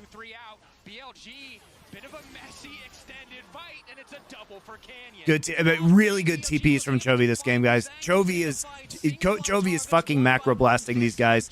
It's amazing. He's 20 CS up. It's amazing. Holy shit, this guy. Canyon is also just cutting off their head and shitting down their necks. If that spear hits, he dies. Just continuing to run down. Really nice footwork there from On. No chase down will come through though. As we take a look at the MasterCard lane economy snapshot, you can see Lahens at, well, I mean, okay, bot lane's a bit fake news. Don't believe the headlines, guys. Don't believe the headlines. But you know, I remember watching the last Canyon game, and I tweeted, "Is this really?" Canyon's all out of bubblegum. You got to get the Duke Nukem lines in there, guys. They'll never make a Duke Nukem again. Duke Nukem's been canceled. He's too offensive. In your defense, the last game he fell behind and then got funneled 3 shutdowns. So this game, a very different pace of Canyon Italy. I swear, if this series is going to devolve into Shun and Canyon's like, I'm getting Italy. No, I'm getting Italy. I've got balls of steel. Balls of steel. That's what we need to get that on the soundboard here. If anyone's going to take it into their own hands, it's Shun and Canyon, right? I mean, We'll revive Duke Nukem. It's so hard for the Sejuani to just keep up the pace once the momentum gets going. Every time Shun has tried to do something, Canyon has just answered on the map. He has more farm than his top laner does. He's just been terrorizing BLG's jungle, and his mobility and clear is crazy. So huge credit to Canyon. He's dominating in terms of the early game. He's been a huge part of transitioning Gen G from this early to mid game advantage. They have a very healthy gold lead right now, and they're going to set their sights on the dragon. And look at that mini-map. Canyon already in the position. They get the mid push. They have control of the bot. Gen G with once again immaculate control around these neutrals. And I think one of the big struggles for BLG is that Knight really cannot side lane. If he doesn't 100% know where Canyon is, he can never walk up to a wave. And frankly, even in the 1v1, Chovy heavily favored the raw power. Maybe someday we'll do a pure ownage watch party on my stream, guys. We'll bring it back. We'll bring it back. We'll teach the nephews about the glories of pure ownage. But the neutral objective is there, is BLG. The best they can do is cross map as Knight gets a tower in the top lane. No other recourse there. Can't walk into this Gen G comp. BLG. What's pure ownage? Yeah, exactly. I think the biggest difference, yes, based on the hands are in other recourse there. Can't walk into this Gen G comp. BLG, the best that they can get. But I do want to echo, and that's, I think, the biggest difference. Yes, based on the hands are in a much better spot than they were in last there. He wasn't able whatsoever to uphold the level. Can we say racist stuff in the chat? Please don't do that. No. This time around, him having that consistent What the fuck, man? Why would you even ask? How often do we talk about a player as best in the world or potentially best in the world with the caveat that they've never made an international final? Night like that for quite a while. And then he won MSI, and now here we are in a best of 5 at MSI. Insta-ban on Twitch for watching Pure Ownage. Why is that? And where BLG fans and Knight fans would be happy to see a run back. They're looking for a pick. Chovy's been caught in side lanes before. There was a scary moment against Top Esports where he got caught. But that will not happen, at least in this game. Now. Not Pure Ownage did it. He's not caught. I like it, Daddy. Give me those caveats. Sow the seeds of doubt. Yeah. Guys, Canyon is not caught. But Still not caught. why would you do that? you want this to go to this. What is Pure Ownage? Oh my god, guys. You know what I mean? Someday. Not real good. We all know this. They're not. How's KT doing? Okay, that wasn't me. Why are KT? Anyway, bait seal. Chovy now going to be in trouble. Now trying to punish with a clean follow-up here. But 4 members are on the top side for Gen G. Okay. All right, so we're back in the top side here, trying to apply pressure, trying to ult Ori under turret. Chunkster to half HP. Jun has to use... Wow, he just gets... That's crazy. He gets... Look at Pays, dude. Pays hitting this root is actually so clutch. BLG, though, looking for a bit of a tussle. The TP response. 1 member TPing in the midst of 3. Keen now going to be able to walk away. That's the Cassante. Gives him the luxury to just back up. Spear going to connect onto a minion, and now Gen G just fishing for these moments. Q3 from Chovy is good. Keen getting 3. Keen now. Bait seal. Chovy now going to be in trouble. Now trying to punish with a clean. Again, Canyon actually just takes both the arrow and the Sedge ult. They didn't even know Canyon was here. This is actually funny. They accidentally hit Canyon, right? They're trying to time the snapback from the Yone tether, and they accidentally hit Canyon. But if Pays hits that root, so there's no follow-up. Looking for a bit of a tussle. The TP response. 1 member TPing in the midst of 3. Keen now going to be able to walk away. That's the Cassante. Gives him the luxury to just back up. Spear going to connect onto a minion, and now Gen G just fishing for these moments. Q3 from Chovy is good. Keen getting shredded, but is able to back away. The thing about Pure Ownage is people know the memes, like boom headshot, but they don't know where it came from. Like they know the memes, like you could run faster with a knife, but they don't know where it came from. The tower still stands as far as I can tell for BLG. Pace is very far up. Vin trying to look. Pays in trouble. Chovy ready to respond with the Q3. Pays though taking a massive chunk. Good damage coming in from Chovy. Stolen bound. Bringing him back. One of the things we haven't really talked about yet, but actually I think is a big factor in these elongated fights, is Gen G already have an Ocean Drake, and they have both Senna and Nidalee in these longer trades where you're just kind of trading poke, you're trading some hits. Dude, Ocean Soul is so huge here for Gen G. I think it's such a good... I think it's so good. Finish towards sustain or Chovy and Nidalee. Rob, Vin, trying to look. Pays in trouble. Chovy Beautiful cleanse there. Does take a fuck ton of damage, but Chovy there just zoning out. Bringing him back. One of the things we haven't really talked about yet, but actually I think is a big factor in these Split push, Nautilus. You love to see it. And they have both Senna and Nidalee in these longer trades where you're just kind of trading poke, you're trading some hits left and right. The extra sustain actually makes a really big difference, and I haven't finished towards sustain or Chovy. Nautilus is going to be a lot tankier than last game. Got solo turret gold there. Instant shield bow completed. 2-item double lifesteal. I like the Senna not for Gen G a lot. I mean, I didn't like it first game. I think they played it pretty bad. But it's better this game, that's for sure. I thought Lehens was really quite shit on Nautilus in game 1. He'll either do Infinity Edge next, or he might go a little defensive, depending on his preference. We know that Chovy's had a number of Yone builds throughout his career. He's been a Blade of the Rune King into Sunfire guy before. Jack Show Yeah, as well. Chronicler knows. Chronicler knows the Blade into Sunfire Yone build. Vow period too. I don't know. Chovy, really, he was also the guy that was the He's doing a more normal build this time. He loves tanks. Guys, always has. Unrelated, but it's popped into my head now, and I have to say it. Are you, like, obligated from a... Hold that thought. Flash out from Knight. I mean, he has to, right? Because the root came through from Pace, and now they start the Baron. Baron, the commitment there. They're going to shred through this. Chovy does a lot of damage to the objective. Been sprinting up to the objective. Zoning coming in for Keen. They can try to take the top laner down, but now... Oh my god, the turn here is so good. They're going to shred through this. Chovy does a lot of damage to the objective. Been How did Knight get chunked? Oh, Chovy came over the wall and chunked him. And now they're just looking for the turn. They don't actually want to finish this, obviously. Oh my god, he gets it. He gets Knight, dude. He gets Knight with the ult. Chovy's such a fucking chat on this champion. It's unbelievable. He literally just flashes this.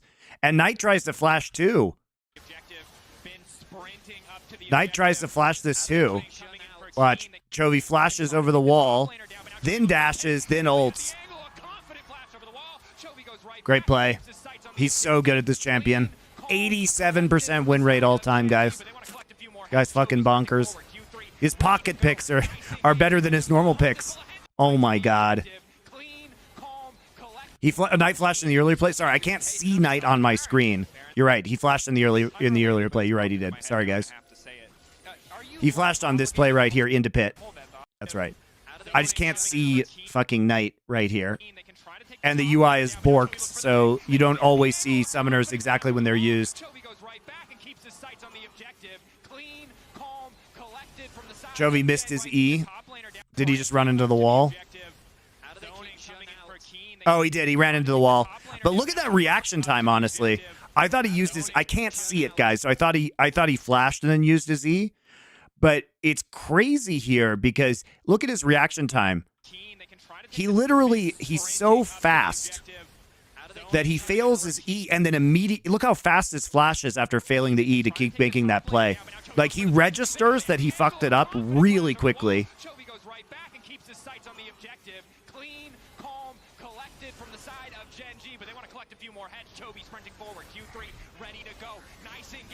Like, to correct his own mistake that quickly and still make the play is so nutty.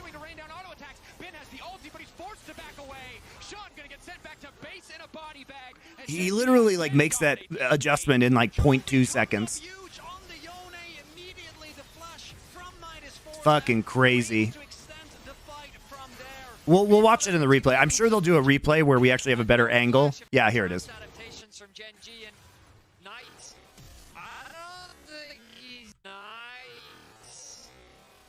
That is so... Look how fast he registers this. I'm in 0.25. So, by the way, guys, this replay is in slow-mo, and I'm in 0.25 of slow-mo. And look how fast he registers that error.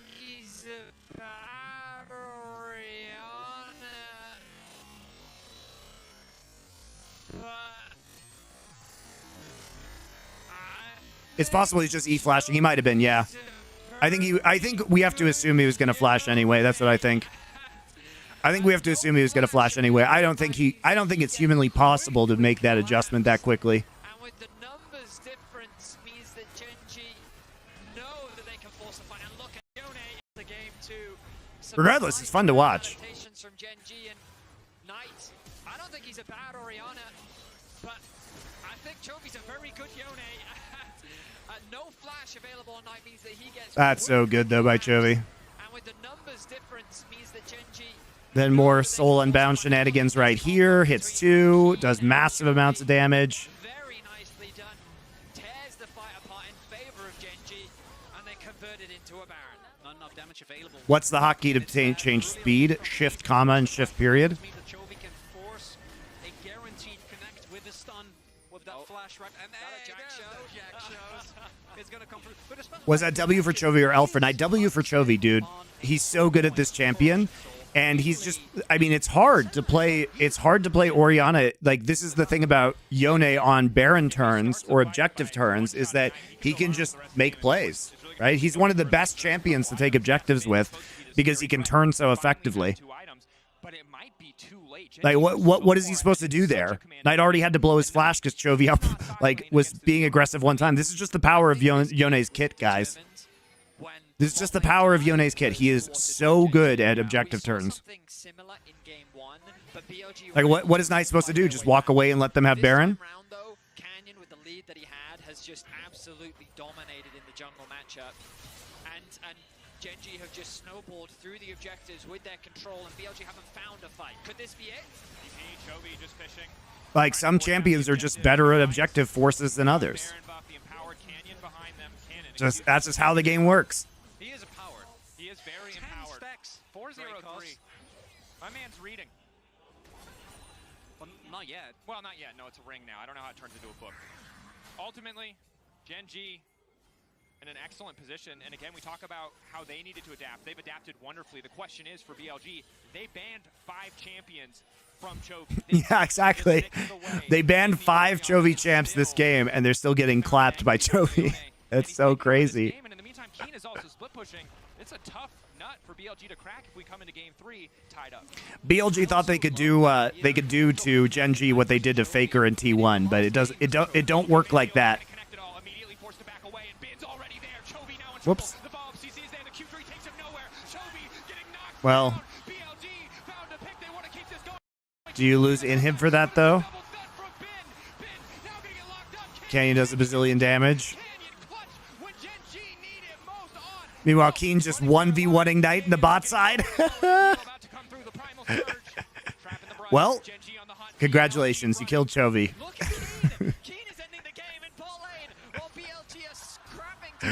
On has to flash. On dies. Well, killed Chovy, lose game. Secures the fight, and Keen is looking to just end the game. Big thing there is Knight, obviously, is never going to cut through to Cassante. Sitting on only a Crypt Bloom. No way to win that 1v1 with the experience. Knight tried to 1v1 a Cassante when he had Seraph's Crypt Bloom. That ain't a thing. That ain't a thing. Even though Chovy ends up going down, BLG have to invest so much, and it's a flip from the last game where BLG held up. By the way, if you build, like, I didn't even talk about this, but if you build this way, how do you ever kill Cassante? Like, you have to have Leandries on Orianna. Like, they have Bork Terminus on fucking Elk. Who is supposed to kill Cassante here? Who is supposed to kill Farm Nautilus? Like, Jax, so either you need to go Leandries or you have to get Blade of the Ruin King on Jax. Otherwise, you just can't kill anybody. Genji's last-ditch effort, and now on Inhib going down. They know they have to extend the fight. Bin stepping up, gets the flash out. They want to take Keen down. There's no big objective for them. And of course, right as they say they can't kill Cassante, they kill Cassante because he's in a 1v4. All right, a little bit of happy gaming here from Genji.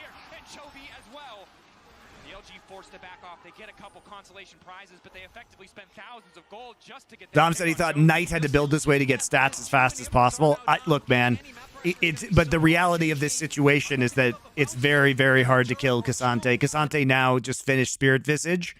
And this is an interesting buy. You're like, Spirit Visage? Well, my friends, what happens if he has Ocean Soul in Spirit Visage? I think he only bought this item because he knows that he's going to get Ocean Soul. It's actually amazing.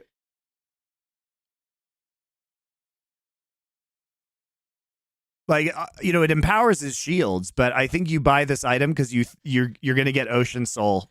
But that alone, not going to be enough to release that grip on this game. And you have, that's true. And you have Nidalee heals and Senna healing too. Yes. That's a very good point. Nidalee healing, not going to be the hugest, though, but the Senna heals are good. But it's also, like, the synergy with Ocean Soul is fucking crazy. Yes, it works with Nidalee and Senna, too. Yes, yes, yes, yes, it does. The deficit is still astronomical. Canyon is still deathless in this game. And look, he's stealing more camps. What is this narrative? If Keen played every champ as well as he played Cassante, Keen plays every champ.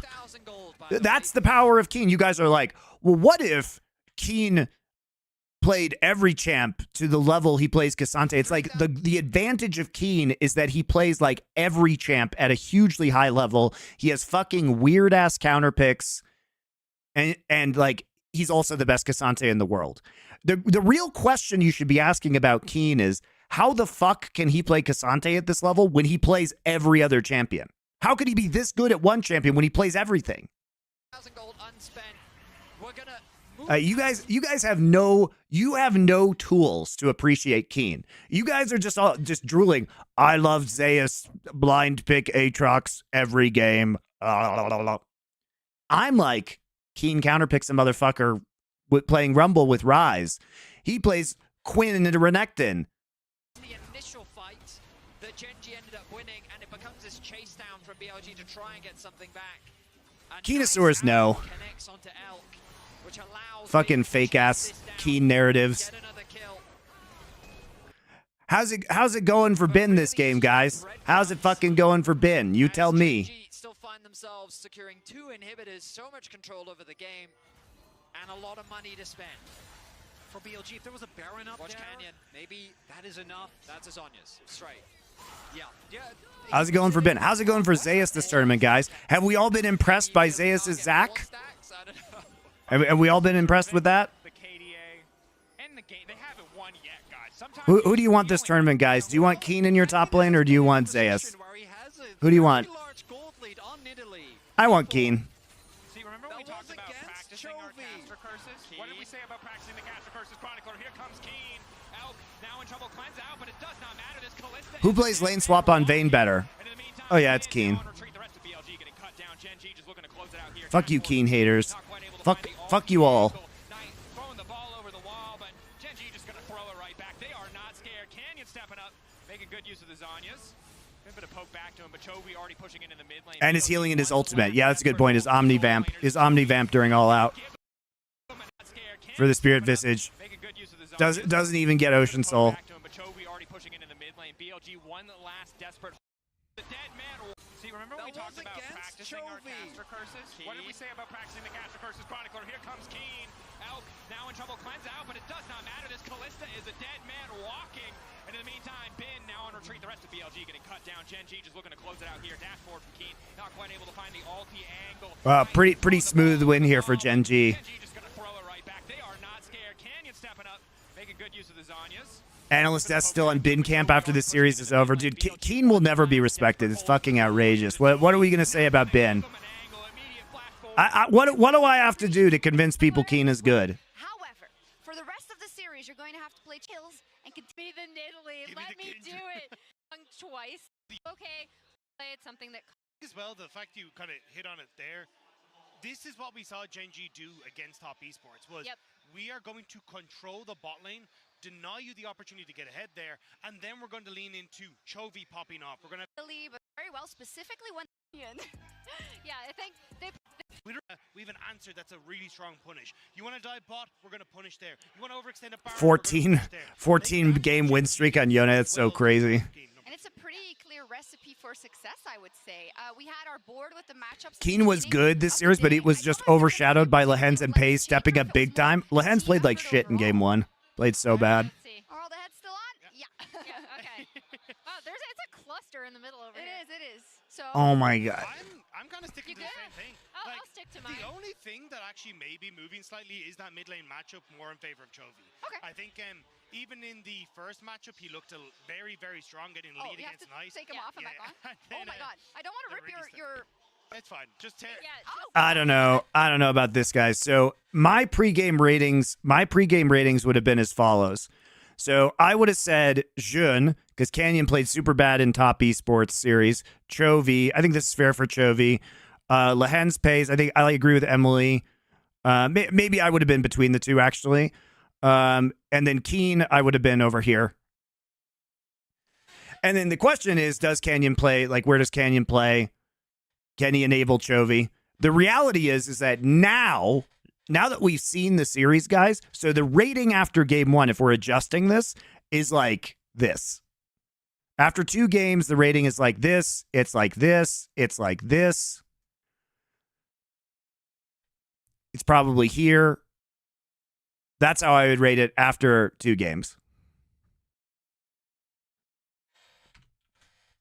We'll be back later, but this is just supposed to be there. But yeah, I think we'll be back honestly, with the board in a bit. Chovy's been fantastic. He's been so strong. I like this idea, though. This is a really good idea for an analyst desk. This is really fun. Brought it back. So I think if you're looking for a that's a great segment. not getting Ari, it's definitely going.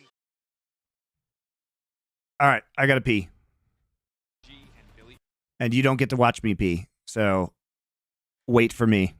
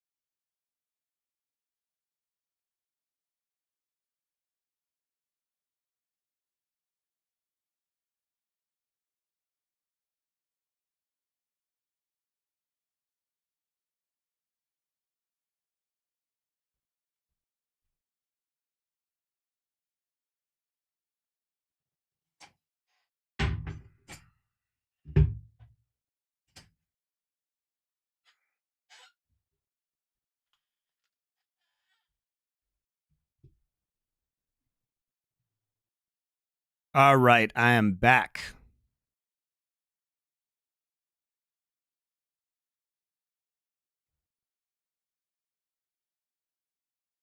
I think people miss out on how good Keen is and has been his entire career because most of his career hasn't been on one of the top LCK teams. And also he choked in playoffs. I mean, he probably deserved MVP of summer last year, but he played terribly in playoffs. And because people don't watch the regular seasons, they only watch LCK playoffs, they wouldn't know that. Okay, well, I don't understand what this guy has to do now. He fucking just dumpstered Zeus in Game 5 of the finals. He's been incredibly good this entire tournament. All right, Aurelian Soul, Corki, and Azir bans. So we're back to BLG's going to first pick the Senna. I feel like this isn't necessarily, I mean, On is a Mega Nautilus player, right? And they're going to get Senna not here. They get Senna not because it hasn't been banned. Taking away the Ashe. Could be a weakness of Gen.G that they're not very good at the Ashe play. Ashe is becoming a very important pick, I feel like. Ahri and Talia. You know, Chovy can play Talia, but it hasn't been his go-to, not like Knight. It looks like, there you go, there's the answer. Senna will be taken away.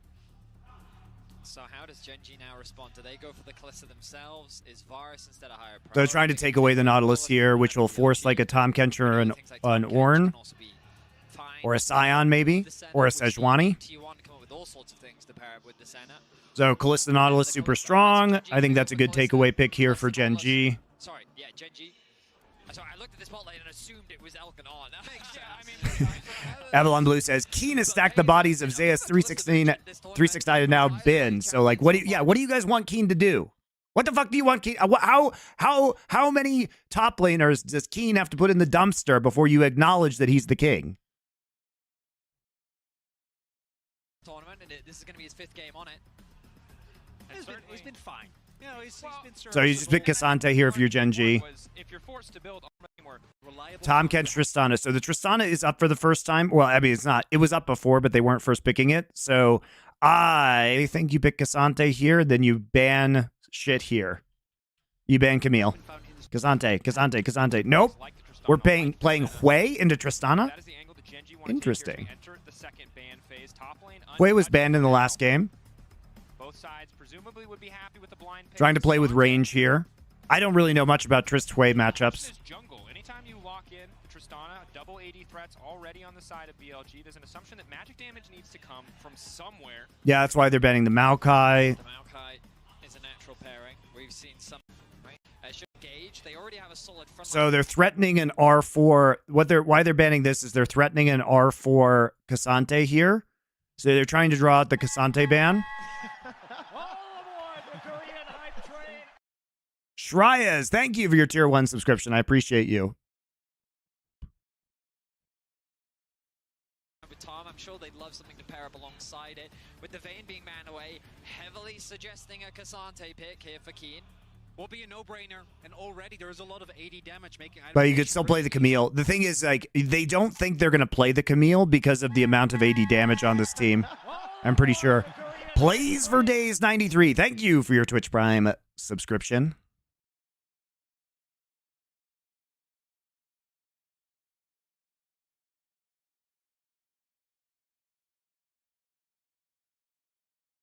A Zinzao ban, I think, would feel great here. Vi normally, I think, is quite strong, but into Kench and into Tristana, I do think the pick loses a lot. Feels relatively... Okay, so Cassante, yes. No, Nidalee. We're back to Nidalee. So now we have a poke comp, guys. We have a Hui Nidalee poke composition. I mean, we talked about it. So that's they're trying to deny the Sejuani pick because Jun really suffered. This is actually really intelligent. So they deny the Sejuani pick, which could have some level of AP damage output with Sunfire, and they ban Maokai. So what they're trying to do is they're trying to say, okay, pick Sejuani here. Like, who cares? Right? So what are you going to do? Are you going to pick Lilia? Lilia seems really shit. Lilia seems really shit into this amount of range. Oh, this is a hard jungle pickup. They're confused because Jun, you know, what does he play? Kindred? He plays Nidalee. Can't play Nidalee. Poppy? Okay, but you have no damage. You need some level of AP damage. This is much more of a poke comp, right? Like, you know, you denied the Nidalee pick. You can't play Kindred. You can't play triple AD carry with Kalista, with Hui, plus Nidalee. If you're first onto an objective, you have so much range. Yeah, the range advantage is absolutely enormous here. Great at melting front lines if they can hit your front line. Okay, so we take Cassante away. This can't be right. There is no way that's the angle, right? That you're Yeah, see, they're confused, dude. BLG's fucking confused. They're like, what do we do? What do we do? Do we go? Because if there is another tank in the top side, like, let's say that this is a Zac, and you have no AP damage, and you have fucking Tom Kench. So there are a couple problems here that BLG's trying to address.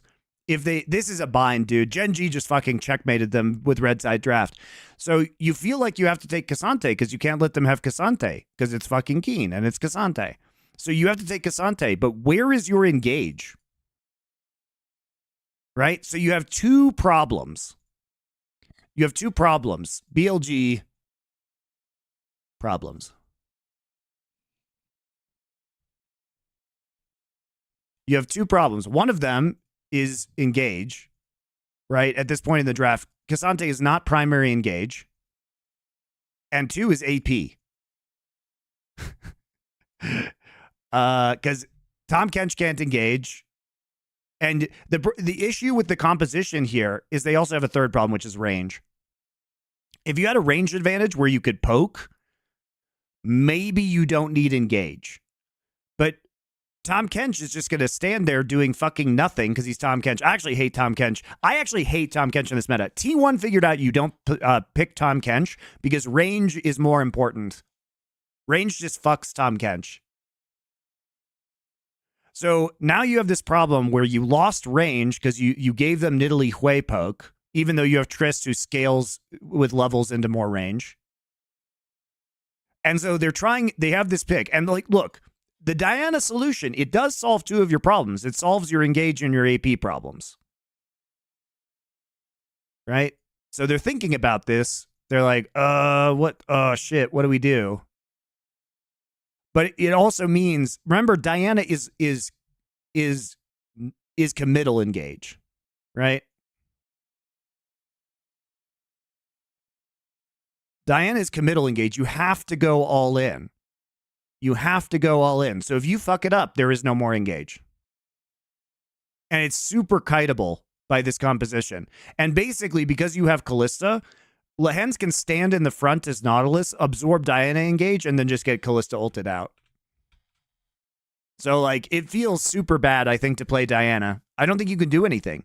I think if Lehens positions properly, he can basically just absorb Diana engage and get Callista ulted out and then not ult her, and she can't do anything. You can even engage on her first. If you just not ult her, then she can't engage, ever.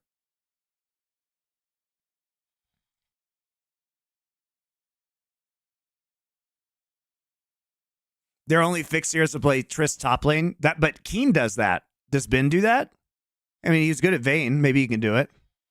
Like, Zeus and Keen both play top lane Trist. I do agree, though. You kind of have to flex this Trist. Would Ivern be good in BLG comp? No, because you still don't have primary engage. I mean, Ivern might be okay. You could at least get objective control with Ivern. If you were first on objectives, Ivern might be okay, because then you pop out Daisy and you have brushes for Trist. Rumble top is the answer, with Vi or Jarvan or Sejuani. Yeah. Yeah, you could do that. I mean, it's too late to take the Sejuani, though. You could go Rumble Sedge, last two pick. That'd be okay. At least you can engage with Rumble Equalizer.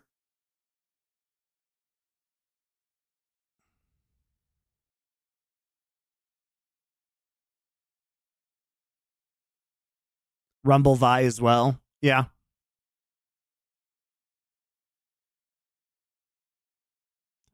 Nidalee probably shits all over Vi in the 1v1, though. How's the Rumble into Cassante matchup? Fine. The thing about Rumble is, like, Rumble is less good on blue side because he's not a flex pick. And basically, lane swap meta means you can't take Ignite on Rumble.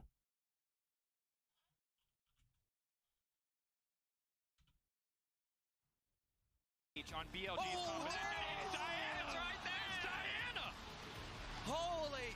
We talked about it before we came on. We said there's going to be an arms race in one of these lanes. We thought it might be bot lane. It is in the jungle. Bin is not very good with Rumble, if I recall. He wasn't good with Rumble in the finals, but he is generally all right with Rumble. I wasn't expecting that. He has played Rumble badly recently. I don't think that was on anyone's bingo card. Except for the Diana one. Like And Keen, of course, going to play top B here. Keen's the only player who plays top Poppy. The only Korean player. But that's a great count. Oh my god, dude, the counter pick is so good. They have Nautilus and Poppy to stuff Diana engage now, and it's their only form of engage. It's their only form of engage, and they win top lane. Ah!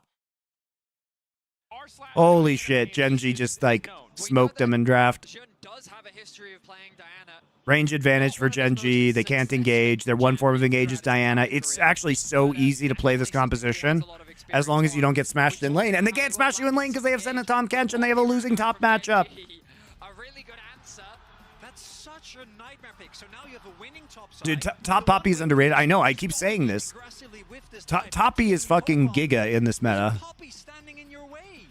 It's over. It is over. What is happening? To be able to keep up more than comfortably with the BLG. Question is 1-to-1. Dude, I fucking hate Senatom Kench in this meta. I fucking hate it. Innovation has won so many tournaments historically. Will this be an innovation? Will this be a boon? In the final days of MSI 2024, Innovation has won so many tournaments historically. Innovation has won so many tournaments historically, but I don't think he's talking about the StarCraft 2 player. Will this be an innovation? Will this be a boon from Shun? It might be a Gumayushi win at this one, but Innovation doesn't play League of Legends, Dracos. His brother does. Or his Canyons in Italy, which did pretty good in the last game, gonna continue to be a problem. Main thing for me for BLG in this game is, can they still find the angles? Awful joke. No, it wasn't. It was funny. You laughed, Veil Troll. It was a good joke. You're just not an appreciator. We've seen him do it with his kindred as well, right? Very different playstyle. So it's not about him playing carries, but it is BLG, as we saw in game number 1. I'm going to have to take on a very different role here with how they play out. There isn't, or there shouldn't rather, we'll see if Elkanon can find it nonetheless, an opportunity for those early dives, which were so instrumental in game 1. I will say, I wonder how much G2 and scrims have influenced people's priority on Poppy. Because the Poppy resurgence we've seen at this tournament. I can't handle this. Vedius, they played top Poppy in Korea. Keen was doing it.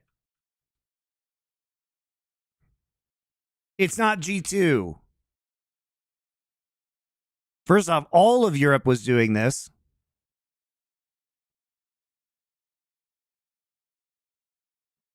This has also been a thing that Keen has done over the last couple of years, guys. It's been a thing. He hadn't played it this year yet, but he played it last year. And if anybody were to do this, it would be Keen. Riot invented esports, G2 invented League of Legends. Drafting. The Diana, the Cassante. Night now will get hooked. There. Is he going to be forced to start W? No. He's okay. He's fine. He's underneath this tower. Yes, but gentlemen. 50% of his HP. He's fine. Keen did this last year, though. It's also like, of course, Keen would play this too. He's the most likely Korean top to do something like this. But it also wasn't G2. I mean, think about how many times it's been played in LEC. Not just by G2, by everybody. Everybody plays. I mean, Oscar plays this matchup pretty well too on Fnatic. Oscar is actually a very good top Poppy. Early levels, it's a little slow. Yeah. Not slow by any means. Keen gonna be spotted on that ward that was dropped. He's seeing if any of the Caps Bengi invented jungling. Navigate his way towards Caps invented mid lane. And Diana's a great champion at taking away the Raptors just because of the AoE. G2 is all about the Poppy support. Well, I think the power of Poppy is on red side. It's a triple flex, right? It's just really good right now. As far as we know, Canyon has no insight on this. So he's going to do a bot side clear, move into his top side and realize that's been stolen away. But perhaps he is aware and can move into the Double Lift invented lane swaps. No, BDS invented lane swaps. That's what Double Lift would say. AP matchups, if you get to an earlier spike, it can really accelerate from that point on, because it does actually allow you, particularly with both these champions, if you get an earlier first item spike to really go in aggressively. Locked up, but Hens already has 3 stacks on him. They're trying to kill on before they get to level 2 for the thick skin. Good poke back. Gen G aggressive in this bottom lane matchup. Oh, they got Paze's flash. Yeah, they traded for support, flash, and heal. Swap the nameplates. Hey, oh yeah. You know, like it just goes to show Paze definitely can be as aggressive as he needs to be. But yeah, Canyon will realize that. I mean, I do have have to question, no early wards were dropped from Gen G. They moved into the enemy jungle and they didn't do anything. So Canyon's now going to move over towards the bot side, expecting that Jun is doing... How many career games of Diana does Jun have? I'm curious. Okay. My whole top side should be gone. Jun has split the map, which may very well be better for Gen G. 18. However, he has a 38% win rate. And his career win rate as a whole is 57%. So, not great. The big thing here is that the bot lane is already ahead. So, even with the TP in from On, had to catch the wave first. We'll see if they're able to push it out from here on out as a possible... And he hasn't played it last year or this year, and he played 6 games in 2022. If he hits the spear, it's going to be big. Can just now full commit to the trade. Come through. They do seem to know that Canyon is in the area. So they have a winning bot lane, so they're playing around their winning bot lane. They have spear, or they have a ward there. Jun walks over ward. But a good trading back with the shielding. Trying to keep this going, but he knows he loses out. Canyon, just in these extended fights, is so damn strong. Canyon thought about it. Oh, the puppy. Well, he's trying to see if Jun is moving into his top side. He's going to spawn him here. Cancel with the passive. Oh, this is going to slow down the clear so much. Yeah, he canceled. He was threatening to buckler him to cancel his recall because he had a free roam. Dude, what you guys? I love Zeus. I love Bin. Keen casually just actually warping the map. Keen's level of map awareness is so good. Crab that he can go and take, but I think he's more interested in the Krugs. Just take that whole bot Zeus side, lovers must be destroyed, guys. Again, though, Elk and On are now completely isolated from any jungle support. Diana, after taking the top side, Raptors, I'm sure would love to try and get them again. Jiu-Jitsu or Muay Thai, what is more beginner friendly? BJJ, because it's less of a workout. If you're not in good shape and you try and do Muay Thai, you will die.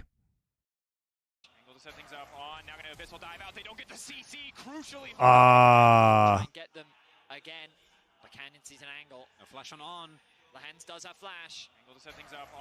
All right, so Abyssal dive, but they're able... Oh, they're going to force his flash. No, he's just dead. Never mind. Oh, and he flashed. Bonus. Bonus. Elk flashes stupidly. Not sure why he thinks he's getting out of that one. We saw Shun, Elk, and On show the vulnerability early on of this Senna. And now Gen G do the same to them. They're not done. Like, basically, if you don't have a very good cardio and core strength, Muay Thai will absolutely destroy you for a while. BJJ, you're just, like, rolling around on the ground, so it doesn't matter. And now Gen G do the same to them. They're not done, gentlemen. They're looking for another dive. On is next on the list. Lehens walking up immediately, going to tank tower angle, start walking out, hook back in. It's free real estate bot side. Great tanking there. Nice, clean dive. The consequences of just stealing some Raptors. Shun, he's going to be able to get the re-clear of them. He's going to split the map again. But Gen G are appropriately leveraging the control they have over the bot side of the map. And Chovy is winning out in this matchup. Which is huge, because the Tristana, we saw this in the G2 series as well, became such a big power pick. Felt like there wasn't a lot of answers. Chovy on this way, obviously. BJJ is so intense in cardio, actually. Get out. It is not compared to kickboxing. I don't even want to fucking hear that, dude. The skill insanely well. Tristana, so much of her that is such a wild take. That is such a wild take. Like, BJJ can be cardio intensive, but if we're comparing the two... Such a difficult early game for the side of BLG. This composition doesn't give them a lot of avenues to play through. Shun really wants that level 6, falling behind the Nidalee. Absolutely not what needed to happen for this BLG composition. Is the game going to be a bit trickier to play out? Elk and On are going to need time. Elk, no flash. On's minute and a half, 2 minutes away, and Hayes and Lehens set up with a bit of jungle support here coming down. BLG are going to need to respect this, but don't have any info on where the Nidalee is. On to On, good start. The punish on this bot side is so severe now. A bit of jungle support here coming down. BLG are going to need to respect this, but don't no flashes, just getting fucking clapped. Roots down. Oh, he misses the root, so the turn is so brutal. It's free, dude. It's free spears, free gap close for Canyon. Lehens grabbing that one, and yet another bot side kill. It's just decimation on the bot side of the map in favor of Gen G. Canyon going to clear out this vision. Diana can't do shit. They've warded up everything. He's getting camps, he's farming well, but he's going to have to be so strong in the fights later on because Genji is already looking to run away with the game. It's what we said, Shun. This Diana, it's just not going to have the same impact for E6. She's a decent duelist in a 1v1, maybe a 2v2, but that's not the case. Meanwhile, Canyon, with the setup he has in his lane, continue. Len's holding auto passive, so he's holding root to stop the abyssal dive. Yeah, he's literally just... That's so brutal. He literally just standing next to him, waiting to auto him. Ah! It's just decimation. There is no escape. In favor of Genji. Canyon going to clear out this vision, and Shun is just isolated on the top of the map. Yes, he's getting camps, he's farming. Now we well, just but mega stack Drake. he's gonna have to be so strong in the fights later on because Genji is already looking to run away with the game. It's what we said, Shun. This Diana, it's just not going to have the same impact for E6. She's a decent duelist in a 1v1, maybe a 2v2, but that's not the case. Meanwhile, Canyon, with the setup he has in his lane, continuously able to visit and revisit, all thanks to this early summoners being blown. And I think the tricky position you're in now for BLG, you're trying the center lanes for yourself. It is not working. Genji are punishing you the exact same way you tried to punish them. And Canyon still dominant on this Nidalee despite, you know, Nidalee Hui maybe not being a pretty standard jungle. We haven't seen anything out of this mid lane, but Chovy's just winning. So it doesn't matter. Chovy's just in isolation. Just winning. Chovy hasn't played a lot of Hui games. Has he played any Hui games? Actually, I'm trying to remember. I think he's played one or two. I don't remember off the top of my head, though. It was banned in the last game. 2 games. He's played 2 games. Sent at him just have not been impactful yet. But it hasn't been like a mega pick for him. It's just crazy that Chovy like wins every lane. Hui wins versus Trist. I don't know anything about the Hui Trist matchup. Sorry, guys. Not something I'm familiar with. So much farm is being denied away from On and Elk. Elk did make his way towards mid. He knows the bot is doomed right now, so he's staying around. I'm honest with you when I don't know things. I don't know anything about this matchup. I'm really impressed with how this matchup is going. I wasn't expecting this to be so favorable to the He is freezing the lane, though. Chovy demonstrating that if you give him an opportunity to build a lead, he will in fact build a lead. And look at that, 73 CS. He also has no pressure because this Diana is so gimped. For the angle, though, potentially to attack mid lane. Elk just wandering around with him, picking up additional souls, trying to use that as an avenue to get... Look how desperate they are. Elk's like, I literally can't get souls, guys. He has 19 souls at 8 minutes. He's like, I can't do anything, so the lane is frozen in bot. But he's going to give a roam timer here to Lehens. Denying BLG any avenue to come back. And we've seen other teams cross map, right? You dive with the Cassante on the top side so that you're at least getting something back. But it's Poppy with a Diana. Like, you try and charge into you, and then, oh, steadfast presence. Team's actually not doing too well in this matchup in top side. But he also has probably been, I've been watching him, he's probably playing back because he knows all the plays are happening bot side, so he's probably just playing it more conservatively. You just don't have any early game options right now as the bot lane continues to be isolated from any support. The big thing here for BLG is we saw in game number 1 that they were able to find some amazing team fight angles, and they're going to have to do that here again. They're going to dive them again. It's Cassante, but Poppy wins this matchup a lot of the time. Level 4, level 5. Don't want to give him a chance to team fight. Elk level 4, got a couple extra souls on the roam, a bit of extra range, but a nice side step isn't going to matter much when he connects to the wall. Spear hitting. As soon as they see Elk again, they're like, it's diving time. He has no flash.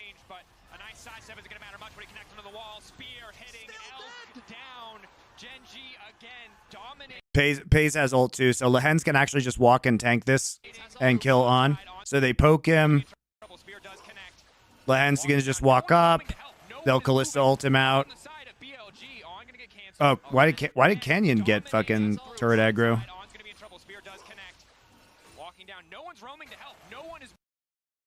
Why did Canyon get aggro? Red buff? What was that?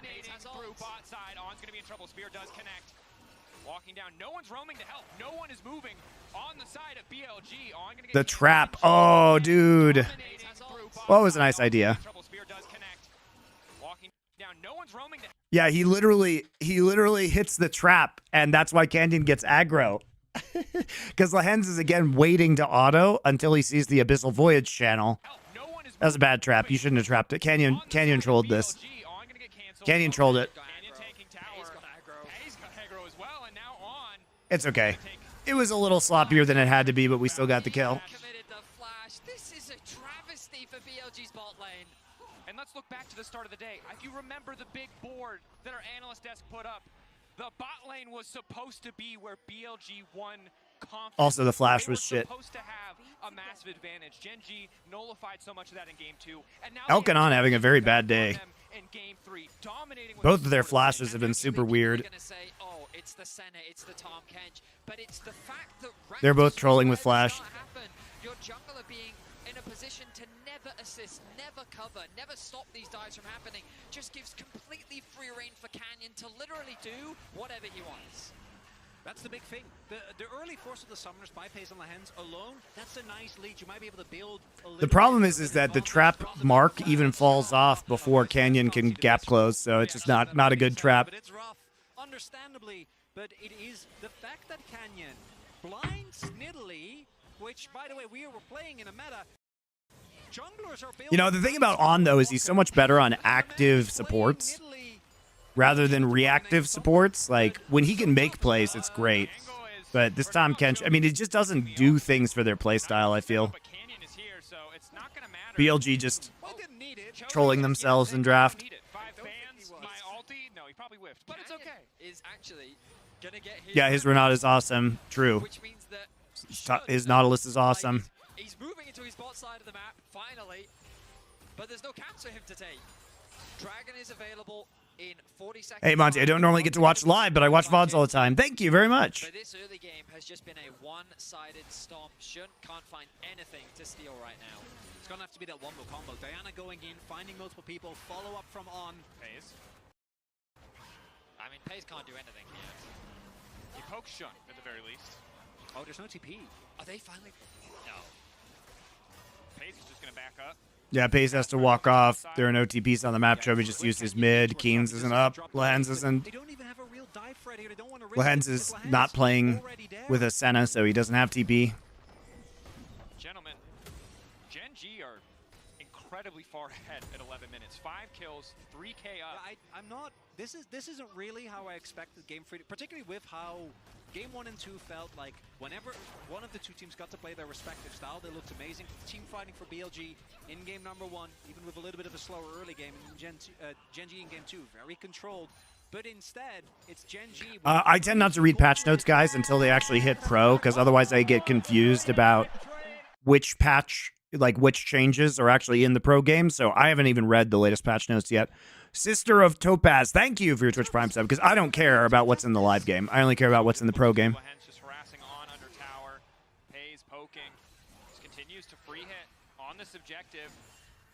Has the 3 grub buff. Neither side going to be able to get 4 for the mites. I'm purely professional play focused. There continues to extend this lead from the side of Gen G, and whereas previously game 1 pretty even up until those team fights, BLG are not going to be even in this game without a miracle of a team fight. They will not get the opportunity to fight on even footing because Gen G are just so wildly far ahead. I mean, what else is there to say, really?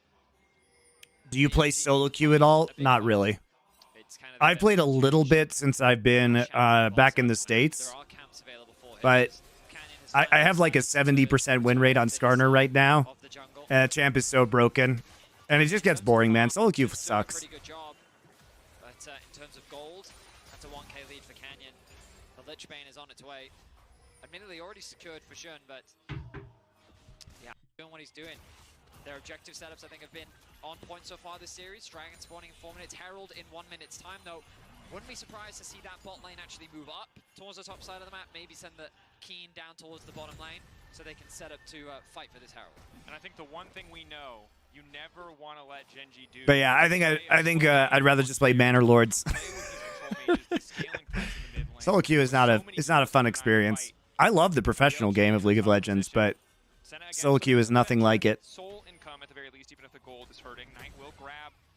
Is Gen G better macro-wise than BLG? Yes, and they have been all year. It is still a poppy. They're trying to push the wave in. Are they ready to fully commit to this? Answer no. Canyon, on the other hand, very happy to see members on the top side of the map, giving him premier access to yet another of Shun's buffs. He's caught up now as well. The one lead that Shen had was about, what, 20 CS? Would Skarner be pick banned at MSI if he was available? Yeah, he's giga broken. That Gen G had with their lanes. He's really good. Canyon investing time on the bot side of the Since they fixed him, like did the quality of life changes, whereas Q isn't like painful to use anymore. Any scales whatsoever. Canyon doing a ton of damage, but overestimates his initial damage output. Heal coming in. Diana on the hunt. Nice sidestep on the hook. Now gonna abyssal dive back in, but will. All right, this is where we get into the engage problems, right? This is probably a best case engage scenario for BLG because they're actually able to engage with abyssal dive. Lehens misses his hook and then dies, No kills yet. or doesn't die because Callisto ult is up. Lehens getting chunked away. Elk really starting to hurt. Good pullback in the face call, but now Paze might be in trouble. Abyssal dive. Bin off to the side, trying to isolate Chovy. Dashing out though is the TP. That's probably the best case scenario for BLG, by the way. I don't think we're gonna see that again. Cool Jays, man. Thank you for your Twitch Prime sub. Genji had expected they throw a lot into trying to kill this, pay with it. They have to pay. Make sure nothing else happens to that back line. BLG looking for a moment of weakness there on tankier than Genji had expected. They throw a lot into trying to kill this, pay with it. They have to pay for it with a bunch of flashes and Keen's TP. Looking for a In trouble. Abyssal. That's the ulti. In, but will not connect any scales whatsoever. Canyon doing a ton of damage, but overestimates his initial damage output. Heal coming in. Diana on the hunt. Nice sidestep on the hook. Lehens coming in. That's the ulti. No kills yet. Elk chasing. Good sidestep on the initial Q. Lehens getting chunked away. Hello, Monte. I want to know your take about having an advantage when you're in grand final. When coming from winner's bracket, you don't need an advantage. When I played Call of Duty a lot with shorter games, yes, it was a best of 7. Team from winner's bracket had 2 maps. No, it's bullshit. Go watch the end of the latest version of Summoning Inside. I'm not explaining it for the 12,000th time here. You have enough advantages in League of Legends. You have side select. You play fewer matches. You don't need advantages. There are a lot of advantages already built in. Nobody wants to watch a final where you have 1 or 2 automatic wins. Nobody wants to have a map up and then win, be 3-3 at the end of the day. Nobody wants that. You think you want it, but you don't. It's really unsatisfying, I will tell you. Look at all those flashes. Paze, Chovy, Side selection, playing 1 to 2 fewer best of 5s, more time to prep for your opponents. It's fucking not showing strategies. There's so many advantages. Barely able to walk away. This Tom Kent's just been bullied all game long, but now it's Chovy who's going to be in trouble. Initial upfront damage from Jun is good, but they see the rest of Gen G coming. They don't commit to that. Wait, maybe the Diana... Yeah, Diana didn't quite have ulti up. That makes sense. Knight now makes his way back to mid. Severing Bolt. Dashing away from Canyon. Rocket jump out as Canyon just continues to step up with these spears and harass. Lane economy snapshot, very telling of the state of the game, although slightly misleading because of the Senna combo, but meanwhile, a bit of a fight started in the mid lane. Flash hit from Keen. Look for the What was my prediction for the score before the series? BLG 3-2. Snapshot, very telling of the state of the game. But Canyon's playing a lot better. If Canyon was playing like this in the top esports series, I would have predicted Gen G, because I predicted Gen G pre-tournament. It was only when I saw Canyon playing like shit that I changed my mind. It's not the ideal target, but the mid lane certainly is. Gen G about to knock that one down, but do not finish it. Tense affair as both teams gather. Can't believe the true damage dot didn't actually kill that turret. Yeah, they don't have advantage in Dota. It's just double limb. TI has been fine in terms of finals. The finals will be fine here too. In situations like this, where it's about contesting waves, fighting over neutrals, Gen G should just have the advantage with the sheer amount of poke that they have. The sustain from Sen is going to help a little bit, but it's just so annoying. How do you deal with all this pressure? In Dota, they play lower bracket final on the same day. Yeah, they do, which is insane. Look at top wave state, look at bot wave state. It's only just now hitting the tower, the fight breaking out. Keen. They should not do that. So annoying. How do you deal with all this pressure that Gen G is constantly throwing Yeah, the out? poke and range advantage is really starting to come into play. Keen trolls this a bit. Why is he Eing in? Why is he Eing in? With all this pressure that Gen G is constantly throwing So he's trying to E in because he wants to W because Knight has no flash to prevent the rocket jump, but he has no follow-up. So he just dies.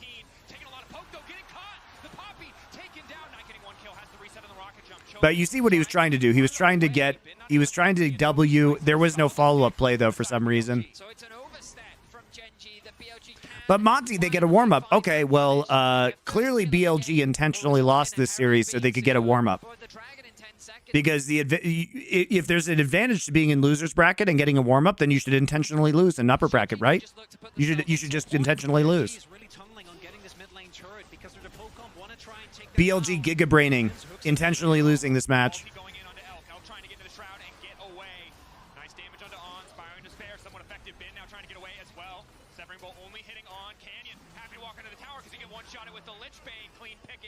The problem is this logically just all starts to fall apart. So even though they don't have Keen here because somebody told him to go in and they didn't make the play, the actual range advantage is huge. They get an ult down onto Elk.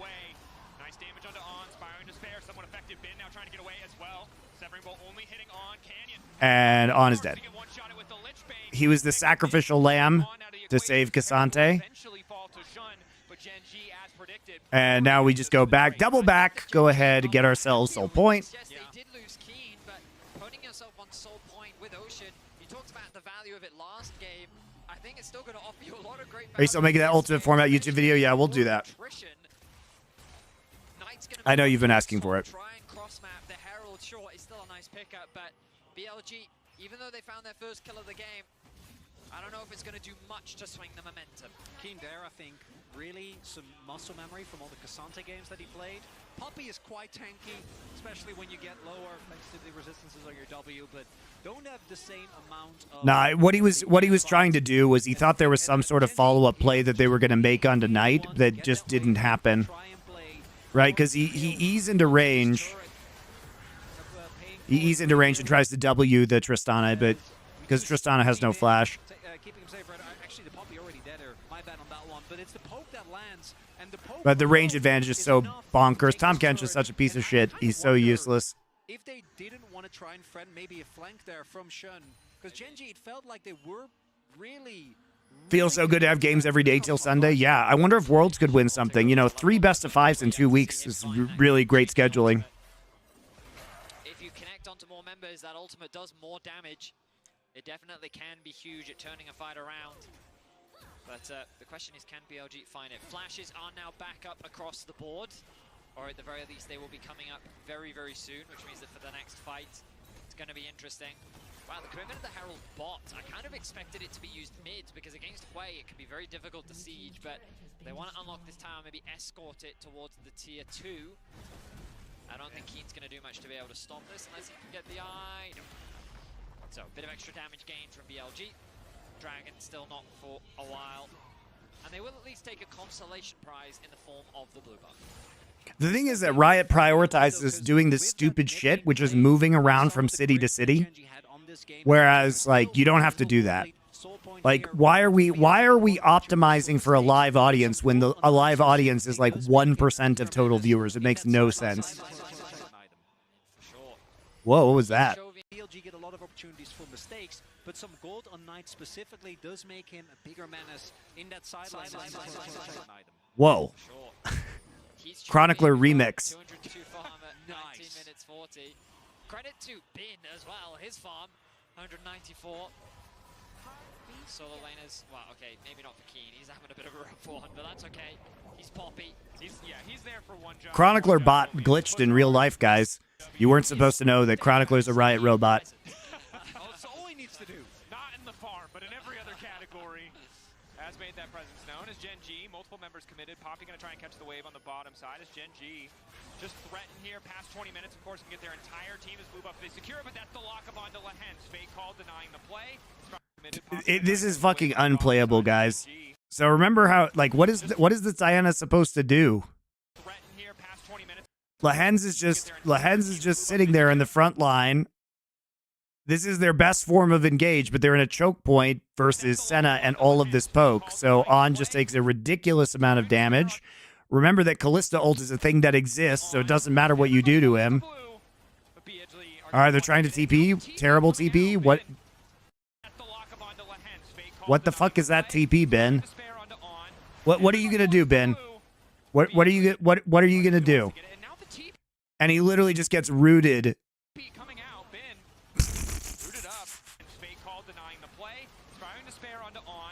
Everybody wants the blue, but BLG are going to be the ones to get it. And now the TP coming out. Bin rooted up. Nice Great use of the TP. high Great coming use. out Great from use of play there. TP. On often the front line. Get troll, dude. Callista ult is the biggest troll of MSI 2024. Everybody gets baited by it. Everybody. Decent pullback. Ben gonna be really tanky. So easy for him to itemize that MR. Now it's Canyon who's been caught out. He tries to flash back. Kasante on the chase here. Can you take it down? All right, Ben, right but when Poppy's here. disengage when he's getting devoured alive. Toby now trying to turn the fight back. He's the red carpet won't be enough. Key, take it down. All right, Genji with the trolling though. I don't understand why we're opting into these engagements. Pullback. Like they're not even starting the TP. This is some happy gaming shit. Like why are we letting them engage on us instead of just kiting? And if we are going to do this, we need Poppy to TP faster. Very late TP. He's been caught out. He tries to flash back. Kasante on the chase here. Can you take it down? Ben, right when they need him. Key trying to disengage when he's getting devoured alive. Toby now trying to turn the fight back. He's the red carpet won't be enough. Key, Keen not having a great game. coming in clutch. BLG Been greater than Keen this game, yeah. their moment. They take the fight. A huge fight for BLG could unlock the Baron. 5 members to 3. There's no smite available on Canyon. How confident do they feel with Chovy and Pays alive? They're saying, let's go for it. TPN, this is their opportunity. This is their window. Navor Chovy's ult is up in 1 second. This could be a mega whale ult. already in This the could be play. mega, guys. Risking a lot to contest here. The AoE from Chovy, will it be enough? Ben stepping up. Unkillable. The root connecting from the way. Nice bit of There it damage. is. They're all caught in the back of the pit. Maybe they can turn it back on. Now spinning it up. Oh my. Chovy already taken down. Oh, the Baron getting lowered. They will secure it on the side of BLG. But now Well, they got the Baron because Canyon died, but bit of damage on the spiral. we'll see if it's actually worth. Maybe they can turn it back on. Now Oh my lord. to keep the jungler standing. Chovy already taken down. Oh, the Baron getting lowered. He almost stole it anyway. Side of BLG, but now Genji are on the hunt, looking to take as many buffs away as they can. Knight running. Severing bolt. Running. Ben trying to find a way out without it. Costa not going to connect on the spear. Crucially. Severing Knight bolt. in trouble. Pays taking Oh my god, they get 4 of them. Oh my god. And then they're going to get soul. so many in They literally just got Baron, but it doesn't matter because the soul is now up and they did a chase down. They're going to have 20 seconds to get to the soul, and they're going to have no vision control. Take the momentum after Genji, make a colossal mistake around the fight. Bin getting Canyon Baron's backside did a lot of the damage there. How? Because if you stand behind Baron, you take more damage. His little butt spikes. His butt spikes, dude, do more damage. What Kasante can do, he's able to stun up Canyon. Brings him back after the flash from Canyon. The timing, a bit of a blunder play here from Bin. We've seen what Kasante can do. He's able to stun up Canyon. That's a great play by Ben. Brings him back after the flash from Canyon. The timing, a bit of a blunder there. As Not ideal to knock away the Tom Kench either. That's probably the last target you wanted to knock away if you were keen. From him, but the follow-up is better. Should connect the E. We're back to live as the dragon spawns in 10 seconds and the fight over the mid-wave begins. Only buff is on Bin. Okay, so vision control. We're still waiting for Tristana to join. They're going to have 1 second to do something. Oh, here we go, guys. It's the infamous Abyssal Voyage engage. Here we go. He's doing it blind. He's doing it blind into the brush because he doesn't have a choice. Look how good this comp is, guys. Engage? Why, yes, I will. How will we engage? Tom Kench Abyssal Voyage into a pink warded brush. Genius. Genius. Genius comp. Very good comp.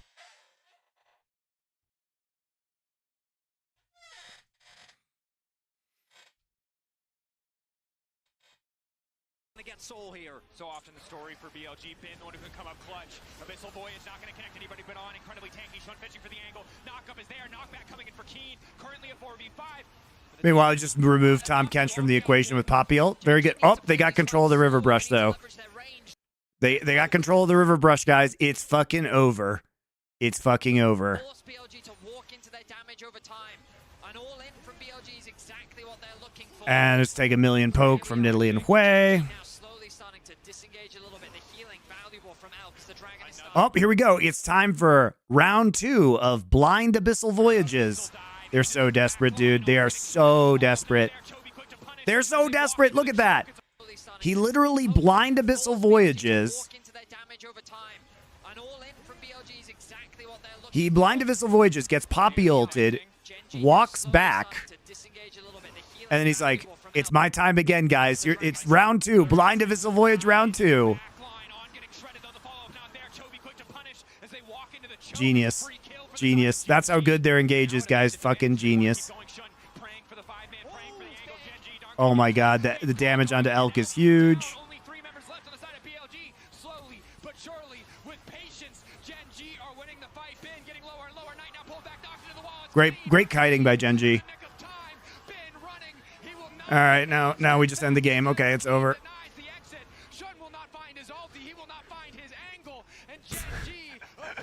I mean, bit of happy gaming from On. What is he supposed to do?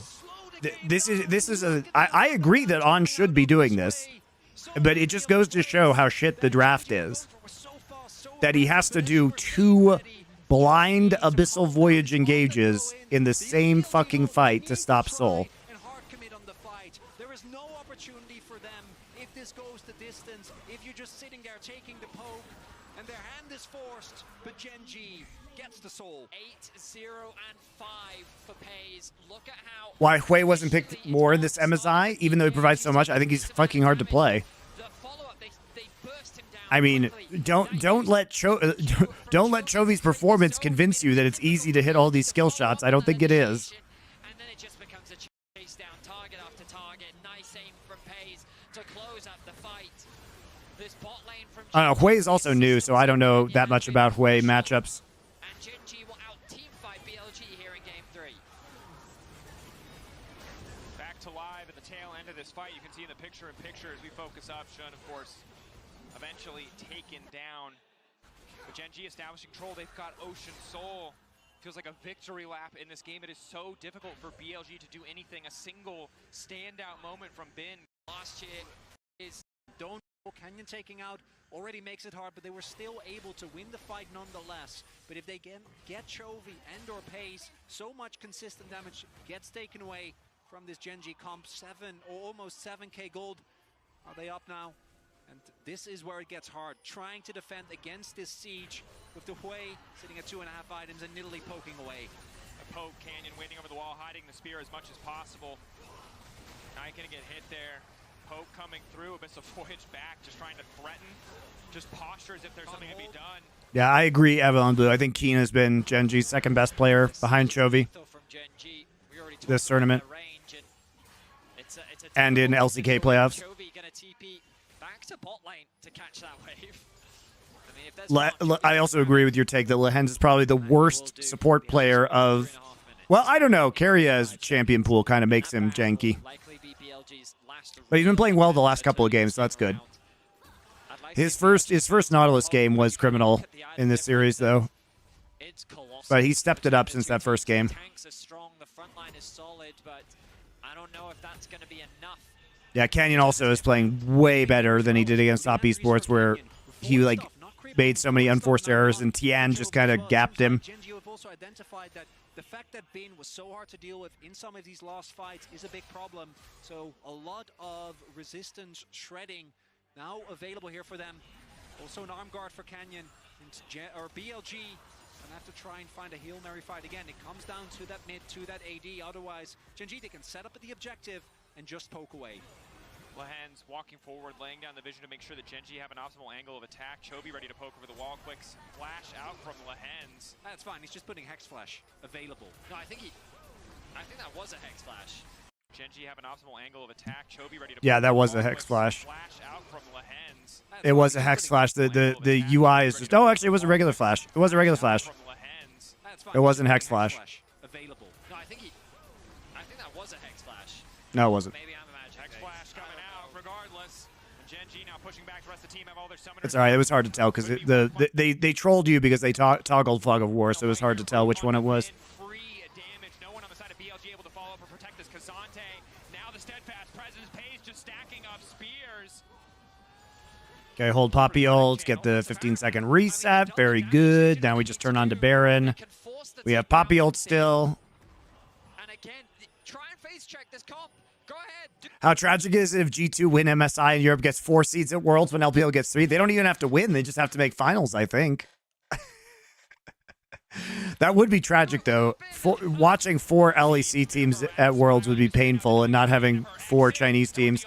I mean, I actually hate the fact that they've tied seeding to MSI performance. I think it's bullshit.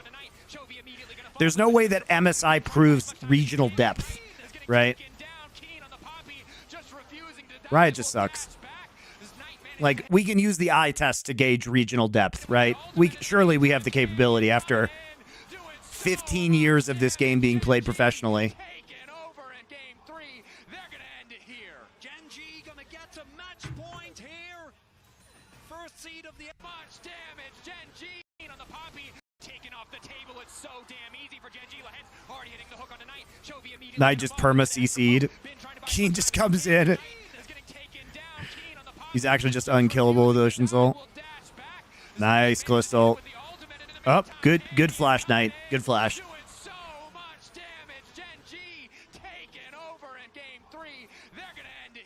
Gen.G gonna get to match point here. First seed of the LCK, but they have let the region down so many times. Battle isn't fought yet, but with Wei and Nidalee coming through here for the mid-jungle 2v2, the early bot lane going the way of Gen.G thanks to Canyon on his Nidalee. BLG unable to... You need to reward regions and teams for performing well, but it doesn't make sense that having more seeds from a region at Worlds is tied to the peak performer of that region. Like, just because a team can make finals at MSI doesn't mean the region has depth and deserves more seeds. It doesn't make it a better tournament. You're accounting for two different things. You are saying that we should pretend a region has depth because their top team is the best, is top 2 in the world. That doesn't work, guys. You're testing for two different things. You could what you should do is average the performance of the teams that are sent to MSI. That's what I think. I think you should average the performance. Scattered, tried to take the Senna, it did not work. Next effort could be their last as we move on to match point. Because that way you're rewarding depth of performance at MSI with regional depth, which actually makes sense. I mean, I don't like that one either, but at least that makes more sense to me. I don't like any of it, but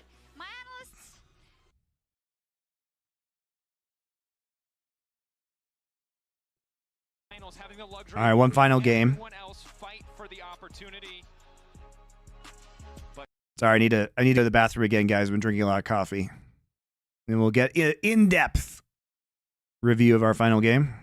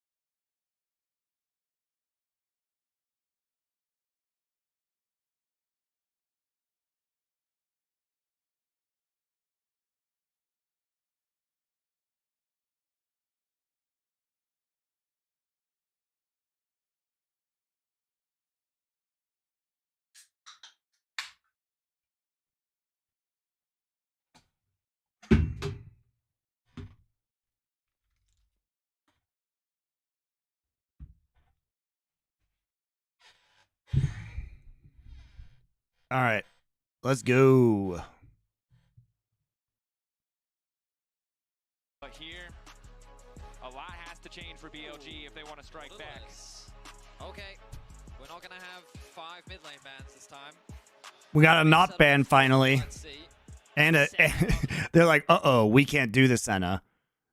And we also kind of lose to the Senna, it turns out. So let's get rid of it. Now Chovy has champ step though. The Corky. Okay, so they've just removed the option entirely. Bans. Is it a Lucian Nami angle? Yeah, now it's Lucian Nami, right? Trust pays in the hands. Ooh. I don't know if it's about trust. It's just about do they Ash is banned, so they can't do Callista Ash. So we got Lucian Nami. Yeah. The thing is, so why this is good is the Nautilus is out. And remember what we said about this tournament is that Lucian, you need lockdown onto Lucian. So you have to have some targeted ability. And when you take away Nautilus ult, that's one fewer ability. So now you can like ban TF here potentially. You either force them to take TF early, or you can like ban TF here because it's rapid fire cannon gold card is an option. Obviously, the two that we've seen the most. And you don't even take the Nami, you just take the Corky away immediately. So I'll play Callista Renata Glass, but you can lane swap this and then get Lucian Nami back in at level 3. And the Vi kind of has to be taken again because you're trying to lock down the Lucian. So you have to find another solution to that. So you ban Ori so they don't have Vi Ori combo. They take out Sejuani. Nico is something that they could put higher on the ban list if they're concerned about it. Nico's pretty good here, and Knight plays a really excellent mid lane Nico. Yeah, okay. Nico is strong because you can catch out Lucian in the front line, but TF is really good here, I think, for BLG. Poppy is going to be banned. They don't want it played into Callista Vi. That is understandable. I mean, the range advantage here is still really huge with Corky, especially if they go Nidalee. We'll see if he runs into a rock this time around. I think BLG No, they're just going to take All right, they're just going to take Maokai. They're done with the Nidalee shenanigans. The reason why Maokai's good here is that, what do? They're so low range into Maokai ult. That's really hurts. This really hurts. Playing into Maokai really hurts with Callista, Vi, Renata. Yeah, that's the Kazakhs are very clearly going to hard commit to playing a very short range skirmish heavy. We're saving counterpick for R5. Vayne is up. Vayne feels pretty good here, I think. I don't like top lane Vayne in lane swaps, but it's kind of whatever. Knight's Azir has been a weak point for him. He's known for so many different picks. Azir is really not one of them. Obviously, He did play well in the finals on it, though. But he was better on the Grasp Azir, and he can't play Grasp Azir here because they need him to do damage. It's really important to note about Knight's Azir that when he looked good, it was because he was all-inning on Grasp Azir, which is not a playstyle that will work with this particular composition. That's a Knight classic, Vex. Okay, so if you guys don't know, Knight has played Vex a lot in his career. It was an LPL special a couple of years ago. I don't recall if he's played it. He has not played it this year. He played it twice last year. Won both games, but it was 2 years ago that he played it a lot. 10 games, he's 7-3 in 2022. So this is a champion that he likes quite a bit. And, I mean, look, the theory here is you just all in, right? Can you create picks with Vi and Vex, right? They won in game number 1 by creating picks.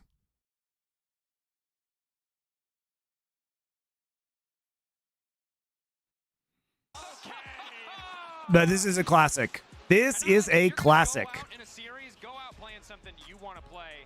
Knight trying something new on the international stage. Vex, a champion. Obviously, favored in a lot of these matches where their R dashes can interrupt a lot of these abilities. I mean, this is definitely much more within the wheel book of Knight. Like it does seem like it would be good into Lucian as well. Right? The dash interrupts. And we're just going to play Twisted Fate in the top side. Okay. The thing is, the TF is very good because BLG has to play out of Fog of War.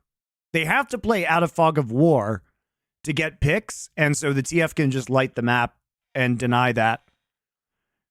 It's also, the TF is also just extremely good into the lower range of these 4 champions because you hit gold cards for free and stop their engage.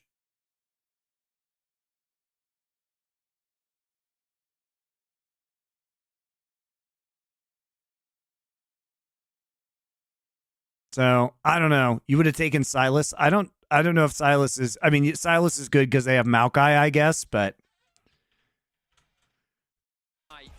taking Corki and Lucian ults isn't the greatest.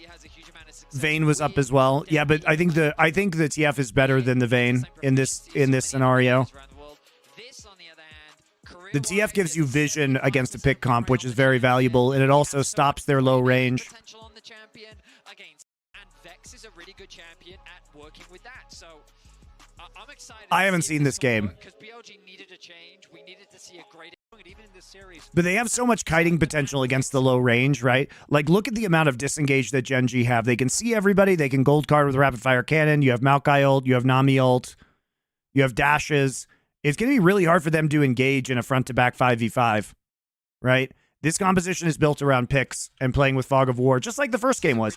I don't blame BLG for going back to this. Like, I think it kind of makes sense considering how they won game number 1.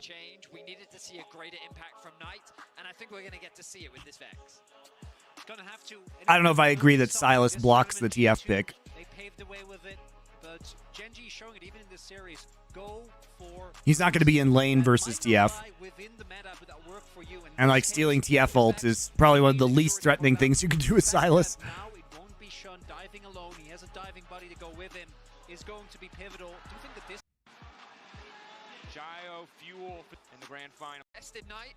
Knight bringing out a little bit of flair once more into Chovy's Corki of all things. Let's see how this one pans out. Game 4, BLG versus Gen G. The Chovy Corki Classic, it's back. As the crowd goes absolutely crazy. BLG. Last time these two teams met, it went to 5 games as well. Then it was BLG who went up 2-0. Gen G fought back to that final game and then were nearly able to make it work. This Corki, though, I really feel like it is very similar to things. Well, I tried to fake her ward, but Keen was there, so there are 2 champions there. You can just kill that ward immediately. It takes us a really long time to realize that Corki in this tournament has not been that good. If you look at this champion, I mean, it's been good for Chovy. 44% win rate, abysmal. In the hands of They're good for Chovy. This tournament, 50% win rate. It's a coin flip. In the hands of Chovy, it is only 4 games. This being his 5th. 75%, 3-1. He plays it different. He plays it better. Gen G play with it better, and that's something that BLG are going to have to navigate. Did we see Silas counter TF last year? It was mid versus mid. Yes, that's the thing, is that he does well. He's good in the 1v1 versus TF, but because he can all in TF super easy, right? But if he's not in the lane, then that doesn't really matter. Hoping the noise carries through, and that's something that BLG are. It is only 4 games, this being his 5th. Trying to use sweeping lens. They're trying to figure this out because BLG know that there's probably a lane swap coming through. He plays it better. And so they're trying to figure it out because they want, BLG should want standard lanes here. So they tried to blind predict in game 1. But in this instance, they just take a terrible trade, are late to the lane. And so even though they call the swap, it doesn't really give you much. They were supposed to be better. Now finally we have an explosive 2v2. Pays and Lahens already with the lead. I think this is the first time at MSI that they've matched the swap. Yeah, well, they tried in game number 1. They tried to blind call it, but Gen G just sent the Senna bot side. So it was a bit of a mind game in game number 1. But they get it this time. Twisted Fate doesn't have to be miserable for the first few levels, and he can actually abuse the strength of picking TF into this matchup. That's why we saw BLG, even though they had a really aggressive bot lane in game number 1, swap away. We highlighted it back then. Main reason being that the early levels for the Xanta is where he gets so much of his power, or rather of the Twisted Fate is where he gets so much of his power, where you take control of that lane. It does mean, though... How far of a meta pick is Thresh? We've already seen Thresh. Mako's played Thresh at this tournament. Last game, with the help of Canyon, we're able to get get the better. I think, you know, obviously with Jinx, it's going to be playable. Quick cleanse, good damage down. The Ignite taking pace down. A big test for FaZe and Lahans. Last game, with the help of Canyon, they were able to get the better. Can they do it as well? Couple autos here, flash on the handshake. Pace. Nice. I mean, On is so good at the Renata. Now trying to get a bit more damage in the trade, but Uh-oh. Elk is low as well, and it's Lahens who's stepping forward, empowering himself over Pace to try to finish the job. Both junglers are going to be On had to use both sums, though, and now he can be all in. That's why Pace flashes forward. He almost gets him. Pace Lahens stepping forward, empowering himself over Pace to try to finish the job. Both junglers are going to be looking. Pace tries to play this super aggro. He actually forces Elk's flash here. Pace flash. Ooh.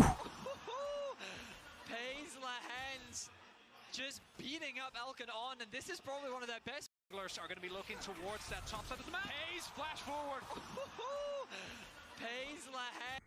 Forward, empowering himself over on the handshake. Pace, quick cleanse, good damage down. The Ignite taking Pace, now trying to get a bit more damage in the trade, but Elk is low as well, and it's Lahens who's stepping forward, empower a bit more damage. Your platform on the handshake to try to finish the job. Both junglers are going to be looking towards that top side of the map. Yeah, he gets the shield down. If he doesn't get that shield down, it's probably over for Elk. Wow. Lahans just beating up Elk and On, and this is probably one of their best lanes. Like, Dude, On is a very good Renata player. But that level of aggression, the cleanse from On with the handshake. I love the way On uses Renata in the early levels. But the way I don't know how Vex Corky mid lane is supposed to go. Good matchup, guys. The first time I've seen Vex in a while. It's the fact that they read the play, that they were able to get that chunk onto Elk. Otherwise, that play would not have even been close. And look at the swap now. Elk actually making his way towards bot lane. They want to try and make the swap happen, but Genji read it. Paze is on his way to bot too. Genji would seem to be in the heads of BLG in this early game. The TP from Bin will come through. He's going to go and catch the top wave, but to the disappointment of Elk, he's going to find that Paze is ready and waiting as he returns to the bot lane. Certainly is, gank in the mid lane. NA Eagle. Thank you for your Twitch Prime sub. All right, so we're back in standard lanes, but we're level 3 soon for Paze. So we've kind of gotten over the worst part of this, probably, for Genji. Now the Nami Lucian's actually going to be strong in lane. They won't be able to be bullied quite so hard. So it's actually a pretty huge win for Genji that they were able to go even in the standard lanes when BLG successfully called the swap. This matchup, Porkeen did have to give up a decent amount of the CS, ghosted back towards the lane. This is where the bot lane. He's going to find. Would seem to be in the heads of BLG. So Bin actually TPs into top, and then I guess he realizes that the freeze could be coming in. He's going to find Elk actually making his way towards bot lane. They want to try. Do they know? Oh, they know. So they think that I think they think that perhaps Keen is recalled faster because Keen drops back here.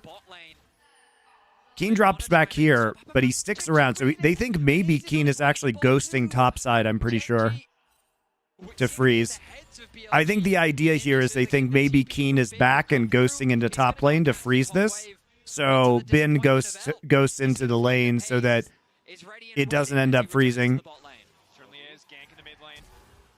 So I think he thinks Keen's ghosting top, which is why he uses Ghost. Which is smart. That means that post 6, Shun having a great opportunity here towards the mid lane. Shun is a level up, but this is where the bot lane advantage comes into play. Pace already on the wave. So Keen also ghosts into topside. So they both have to use Ghost as a result of minion waves. And top, this matchup, Porkeen did have to give up a decent amount of the CS, ghosted back towards the lane. They both ghosted. Keen pulling the wave, though. Oh, man. It's not too bad.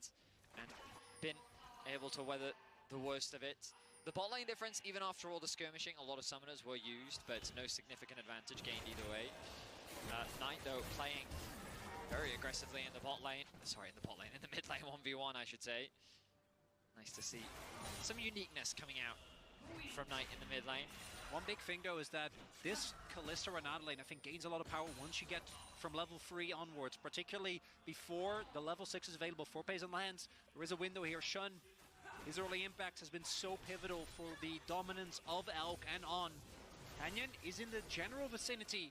Don't know if Genji is going to be able to contest because Knight, level 6 now hit, gets the shove in mid.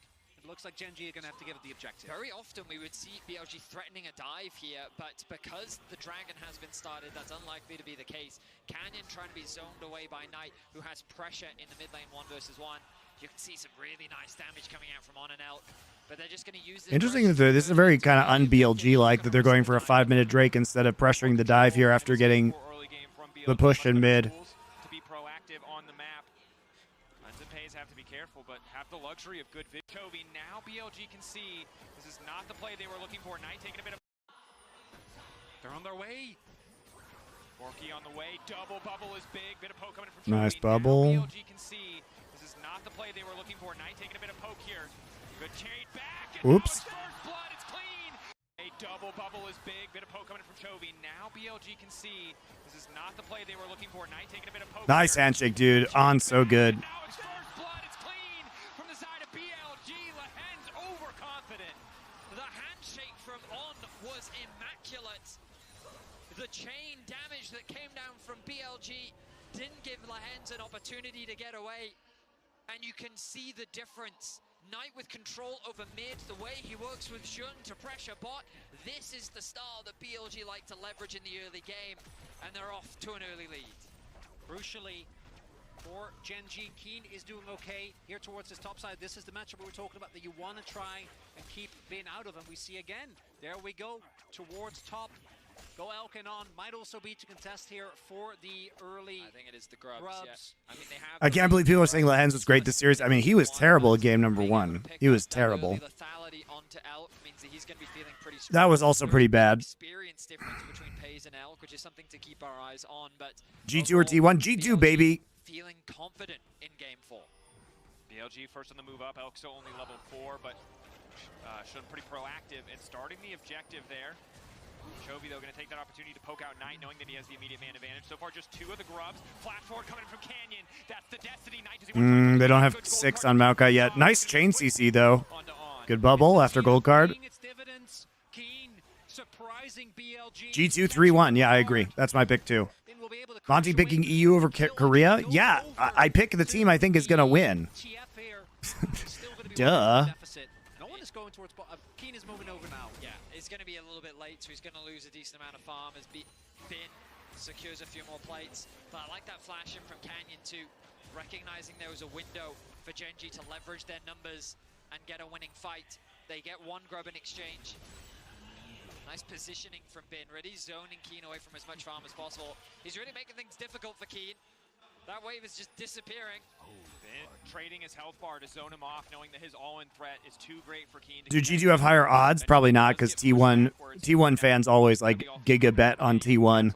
So you can probably get some nice odds on G2. All right, these 2 ults with a 4 Sans flash. Jun and Knight. Again, look at them working together. Jun and Knight threatening the bot lane. They might be top now, but that doesn't change the aggression coming out from this mid-jungle duo. Do you think MSI's format should be used for Worlds? Obviously. Swiss and single limb suck balls. Worlds format is dog shit. Starting to get pushed in here again by Keen. Still tough with the Maokai there, even without the ultimate. A lot of CC available, a lot of stall, and you see BLG to keep looking for these openings. Do I have a favorite team in LoL right now? Are you just enjoying the matches? Gen.G's my favorite team. Because of my guy, Keen. Bin wants to make the difference. Bin wants to be the one to make it happen. All right, everybody blows.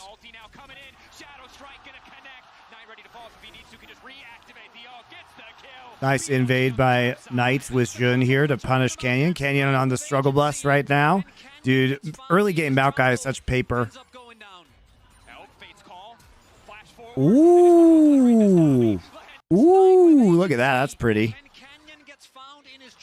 That is pretty. So Elk pulls him in and then flashes bubble to guarantee that both of them can get into the fight. On then goes in. Nice handshake. That's beautiful by BLG.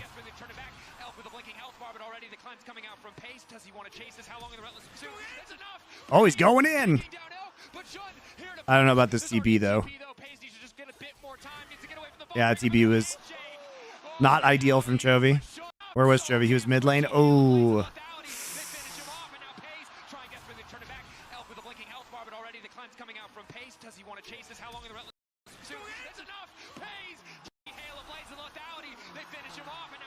Where's Bailout?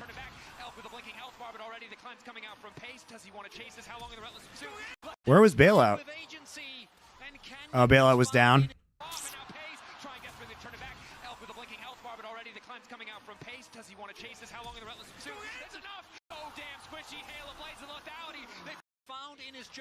Where was it? It's a long CD, I know. It's interesting they would make this play without Bailout, though. It was on Vi. Oh, it's on Vi here.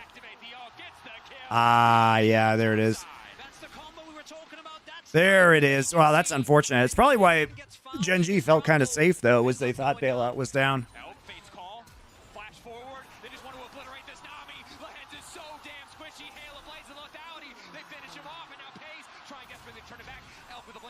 Pace uses Cleanse on the Ignite. I don't know about flashing for that. That makes you feel super vulnerable in the future.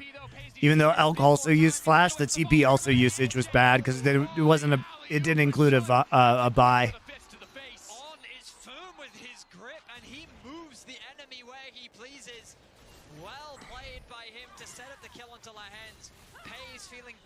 You got the shutdown gold? It was 150 gold shutdown, though.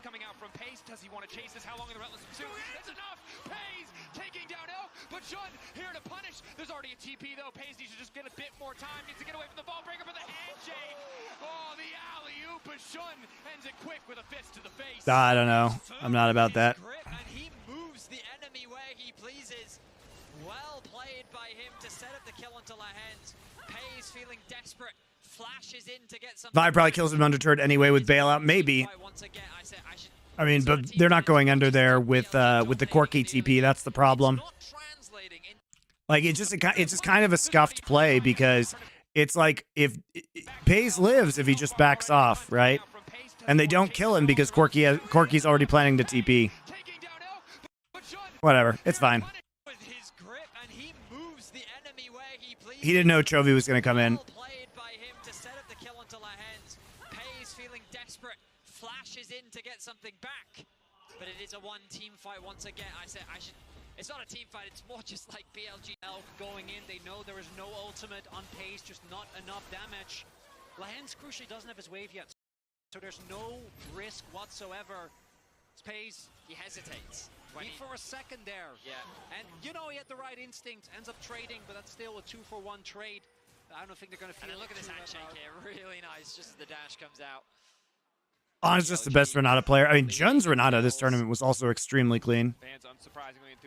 One of the best parts about Fnatic, for sure. Chovy already pushing in the bottom lane. Lucian Nami posted up mid. Wave is here for Lahens. If Gen G get first setup, they should still be really, really strong in these type of Drake fights. They are here first, but Corki has package. Take control. Lahens has to be incredibly careful. Very squishy. Knight with long range engage in the form. Package. Shadow Strike. Tries to find the handshake. It does not work, and now it's the package across the entire team. Every time, by the way, every time, Chovy uses the package basically the same way. He divides, and then he picks a side to Valk to. Right? And then he just all-in somebody. Shadow Strike. Shadow Surge, excuse me, the fear coming out. Knight trying to burn through Pace. It's so down quick, but he doesn't have the vault that he needs. Handshake, it does not work, and now it's the package across the entire team. On just right to turn it back. Shadow Strike. Shadow Surge.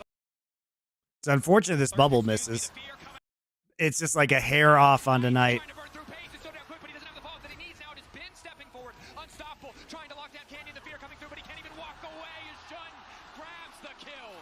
They don't get the Drake either. If he hits that bubble, that fight goes pretty differently, I think.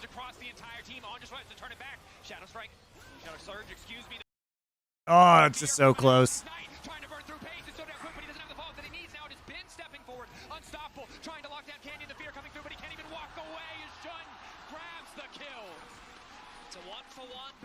Have pulled their way into the Dragon Pit. They're looking to secure their second of the game. And they're getting scrappy. They're willing to skirmish. Gen G caught off guard as they're forced to retreat. Gen G invest a lot there in starting the fight, but that means that when the eventual engage comes through, they don't have a whole lot of tools. That's again Knight setting up that re-engage with the Vex. Able, even with ongoing down at the start of that fight, to find an advantage. Sean might not be done yet. He didn't use his ultimate. Keen. Ben walking forward, has the Q3, not quite going to connect on Keen. Nice sidestep, gold card to interrupt the Vi. Doesn't want any channel to now come through, but it's Canyon looking to turn the play back. Lehens on the way in. Ben uses the footwork to dash over the wall on there to back them up. The play is going to fizzle. Nice cover from the side of Gen G. I really thought that Ben was going to be... But it's Canyon looking to turn Done yet. He didn't use his ultimate. Keen. Ben walking forward, has the Q3, not quite going to connect on Keen. Nice sidestep, gold card to interrupt the Vi. Doesn't want any channel to now come through, but it's Canyon looking to turn the play back. Lehens. Nice turn by Gen G here. Canyon doing a much better job of reading dives than he did in the last series. I really thought that Ben was going to be punished there. Do you think having 1 week to prep for a BO5 is better for the quality of the series? It depends. Like, I don't think that for the World's Finals because the teams can't scrim anybody because nobody else is playing in that last week. So, no, I think it's shit, actually, for the quality. You literally can't scrim in your last week of prep, or you're scrimming against really dog shit teams. So, no, I actually think it's better, generally speaking. Like, in a theoretical universe where teams could practice in that last week, it's better. In the actual practicality, it's worse. Almost gets the kill, but doesn't quite have enough damage at this point in the game. Keen is zoned away, and then they're able to lock down Canyon, ultimately resulting in a 1-for-1. Crucially, Knight there not getting hit by the bubble means that there is not enough CC, there's not enough burst. Gen G has to back off and basically leave Canyon to his fate. It's going to be more incremental leads, but as you were saying, Veddy, it doesn't translate in a mid game.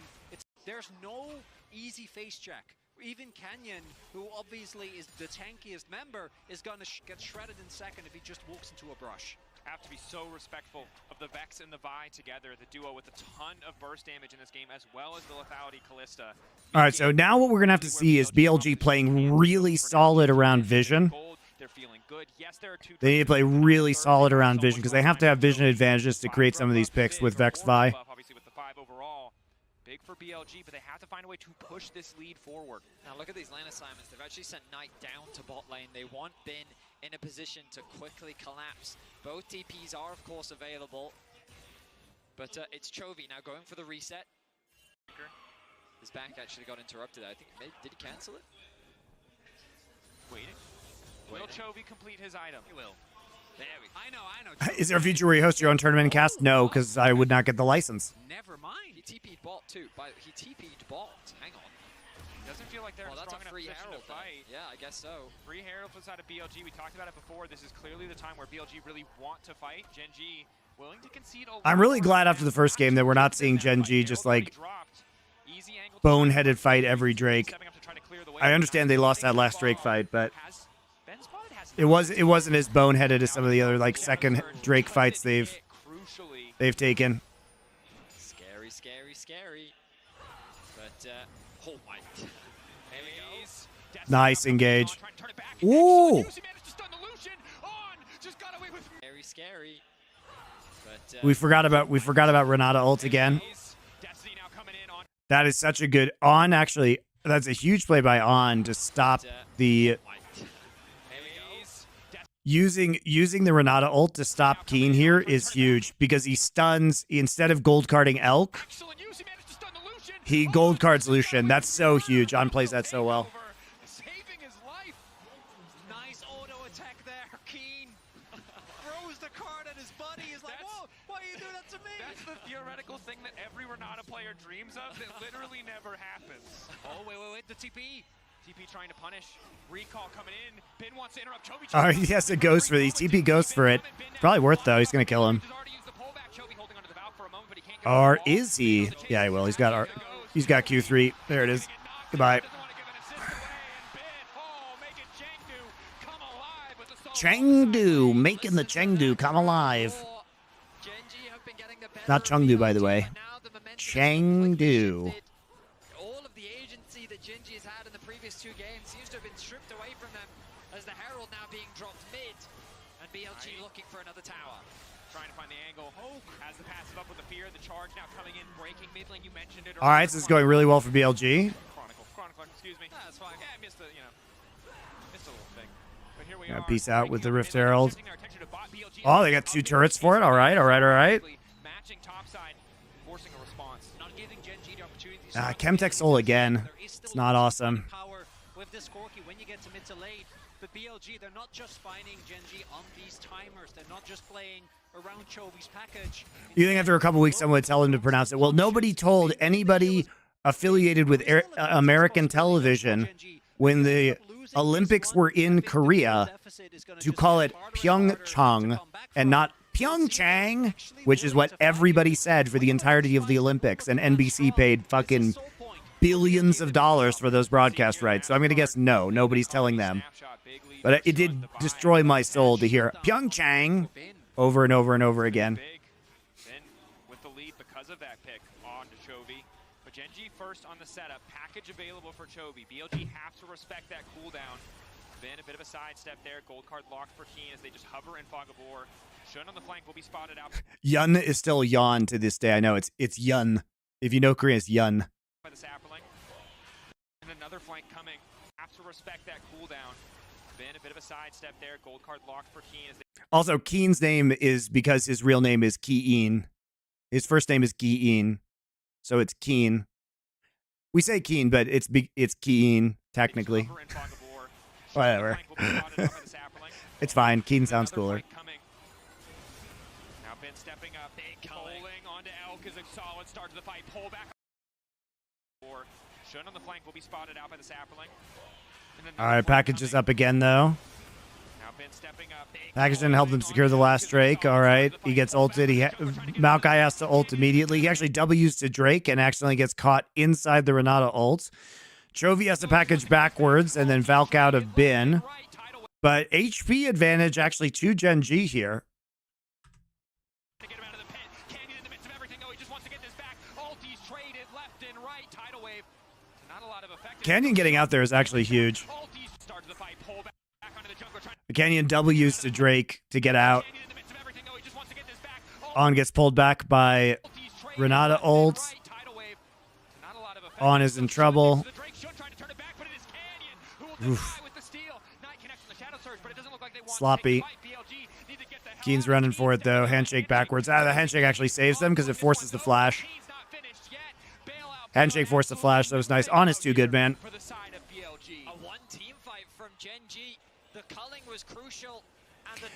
It still hurts my soul every time Hyundai and Samsung. Well, yeah, look, Samsung is like one. So Samsung, right, is how you should say it. Samsung. And Hyundai is the correct way to say it. From the fight was massive as Genji now threatened the tier 1. Bubble. Forward, solid start, pays. Trying to find the follow-up, but it's Chovy who will get the kill in the end. Even if Genji doesn't get the fight, just getting the Drake alone is huge because it delays the point of the game where they have to fight guaranteed. And you already mentioned Lance is also Keen, threatening so much there, standing. And BLG's comp really relies on being the aggressor, being the one going in, getting that backline access. But a lot gets invested into trying to kill Canyon. But due to the fact that he's Maokai, it's so hard to rely on. Yeah, the fact that they use so much to kill Canyon, Canyon lives is really huge there because he gets another rotation of cooldowns and they're able to kill Jun. BLG kind of grasping at straws, right? Going for the 50-50, knowing it was their best option. If they had gotten it, they might have felt like that trade was worthwhile. Because they lose the Drake, because they lose the kills, Genji now in a winning position with a gold advantage and starting to feel much more confident on the map. The most mature we're banging is karaoke. Yeah. Got it. Okay. Because you've got Lethality, Callista, you've got the dive coming out from Knight and Jun. In that last fight, if they had collapsed onto Canyon once the ult had come through, it could have been a one-team fight. The problem was that the follow-up just didn't quite come together, and so BLG ended up being very split. Pays dashing in, getting a bit of a chunk onto On. Genji, if they can leverage the single target CC they have. Destiny now coming out, they want perfect information. It's Bin on the side, Bin finding multiple. But see, here's the problem. This is what I was talking about. The peel and the kiting of the Maokai ult and the tidal wave is just so huge. And they get so much upfront damage from... Like, the rapid fire cannon is now done. So how do you actually engage here? You can't engage in the 5v5. I don't think if you're BLG, you have to just go for picks. Right? So Pays drops forward. They're controlling vision super well. Genji's vision control around objectives has been much better this series. Bin is attempting to ghost in. And he hits the unstoppable, baits out the bubble, but there's no follow-up because they're kiting into a choke point with Maokai and Nami ult. Genji's kiting is very good there. So powerful from Genji. BLG were very keen to get in the thick of that fight, but the Maokai ultimate, the Nami ultimate are such difficult walls to get past that BLG are struggling to find the angles. Problem is that Bin, he can ignore all of that, but the rest of his team can't, so while he is seeing... Yeah, Kalista and the Renata ult is up for this fight. No, Kalista and Renata ult are both down for this fight. They do get Maokai ult out though, so they are in fact they get something from this, right? Nobody really dies, nobody really uses sums, and getting Maokai ult down is pretty huge. It's probably worth it to trade Ghost for that for Bin. But the issue is that there's not really anything to take right now, right? And everything's going to be back up by the time the next Chemtech Soul comes up. The BLG are struggling to find the angles. Problem is that Bin, he can ignore all of that, but the rest of his team can't, so while he is seeing use this Ghost, got into the enemy backline, the rest of the team just can't walk through that choke point, so they just have to watch Bin. He gets to this. Do you live in Korea still, Monty? I'm in the States at the moment, but I'm going back to Korea. I have been living in Korea since September. I was living in LA for 6 years before that, and I'll be going back and living in Korea probably for another year or so. This is the thing, right? While Knight had a really good laning phase, as we transitioned more into the mid to just making sure that he was staying relevant in farm. And while he did get caught out on a side lane, look at that gold difference. 1.4k. 2 fully completed items. He's likely working towards the Malignance next. He's got 2 levels up on Knight. Admittedly, Knight about to take over to level 12. But the side lane control is so much more in favor of Genji. And even though BLG were off to such a great start, the momentum is shifting. And we're seeing how hard it is for this dive comp to work. What visa am I on? I am on a spousal visa in Korea because my wife is basically has a Korean green card. So I can't work in Korea. I mean, I can work remotely, right? Because they want me to make money from America and then spend it in Korea. But I can't work for Korean companies while I'm there unless they would get me a different visa. But I can live there indefinitely. Exactly. If you're not able to do so, you lose. I can live there forever, basically. This is Genji with a really good disengagement. And because all my income is based off of my own businesses and my own streams, you know, they love it when I make money from abroad and bring it and spend it in their country. My wife has a Korean green card. Yeah, she's an American citizen, but she was born in Seoul. So she basically, because of the Korean blood rules, can live there forever. Not being able to work on a spousal visa sounds dumb as fuck. Well, if she was a Korean citizen, I could work. But because she's an American citizen with a green card, I can't. So if you marry a Korean citizen, you absolutely can work. So for people like Atlas or Achilleos who are married to Koreans, they can work. So Vi comes up, but the tidal wave is already channeled, and then she just gets chain CC'd, so it's terrible. This is so desperate. Like why are we trying to burst Lehens, dude? Like is this the play? Where we Vex ult in and we Vi ult in and everybody just gets tidal waved and then we just get chain CC'd on a Nami that has flash up?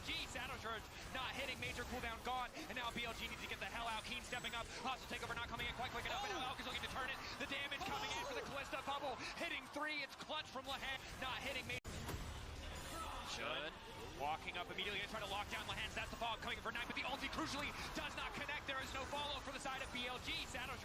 Play for Baron.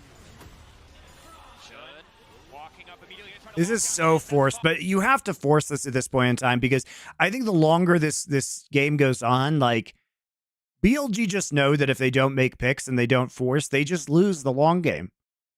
They're getting outranged. They can't play the 5v5.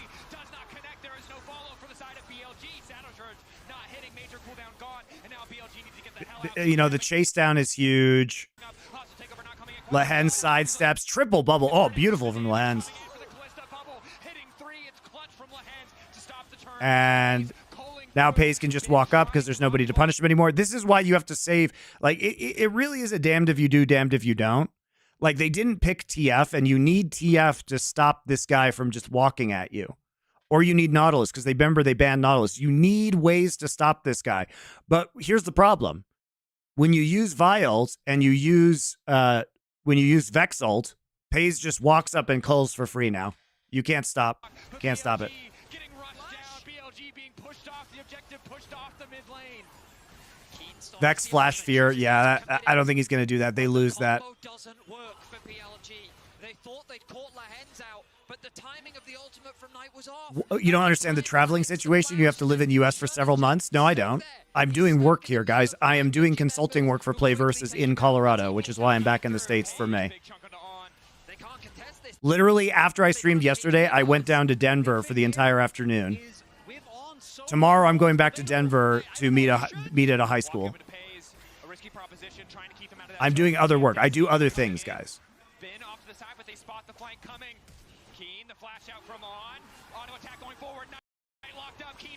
Oh, dude. Keen over the wall here is so huge.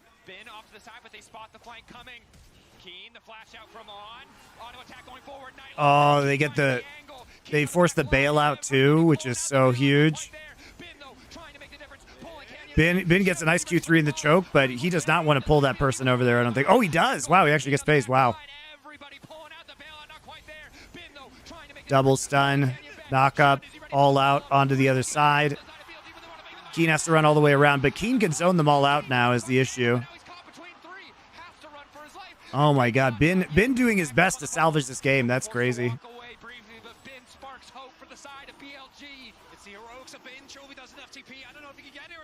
Canyon has ult. Canyon has ult. Oh, bailout's back up. Canyon goes over the wall. Canyon the hero. He has flash. He has flash. Okay, he gets out. Phase rush flash. Chovy has package.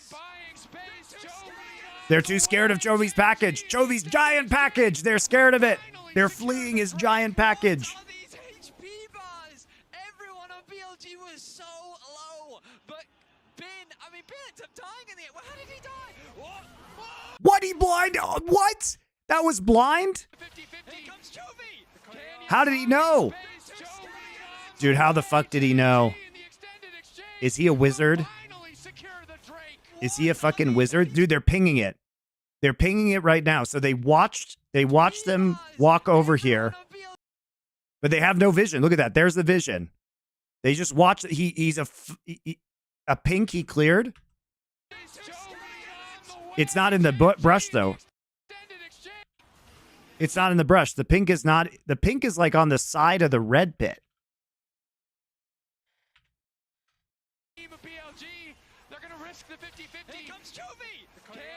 It's not even in the raptor brush. But the thing about clearing that pink is it took a lot of time to do it, and they watched them start the raptors, so Chovy knows they haven't started recalling yet, so he intuits that they still haven't completed their recall timing. But can we talk about the giant nutsack it takes to just blind that? He will find the package. Is that a Baron? There's no TP on Knight. He's going to be dead for free. That's so good. No, okay, the Baron is a little too risky, but what a crazy sequence of events for so long. Genji. No, there's not one in the Raptors, guys. I'm showing you.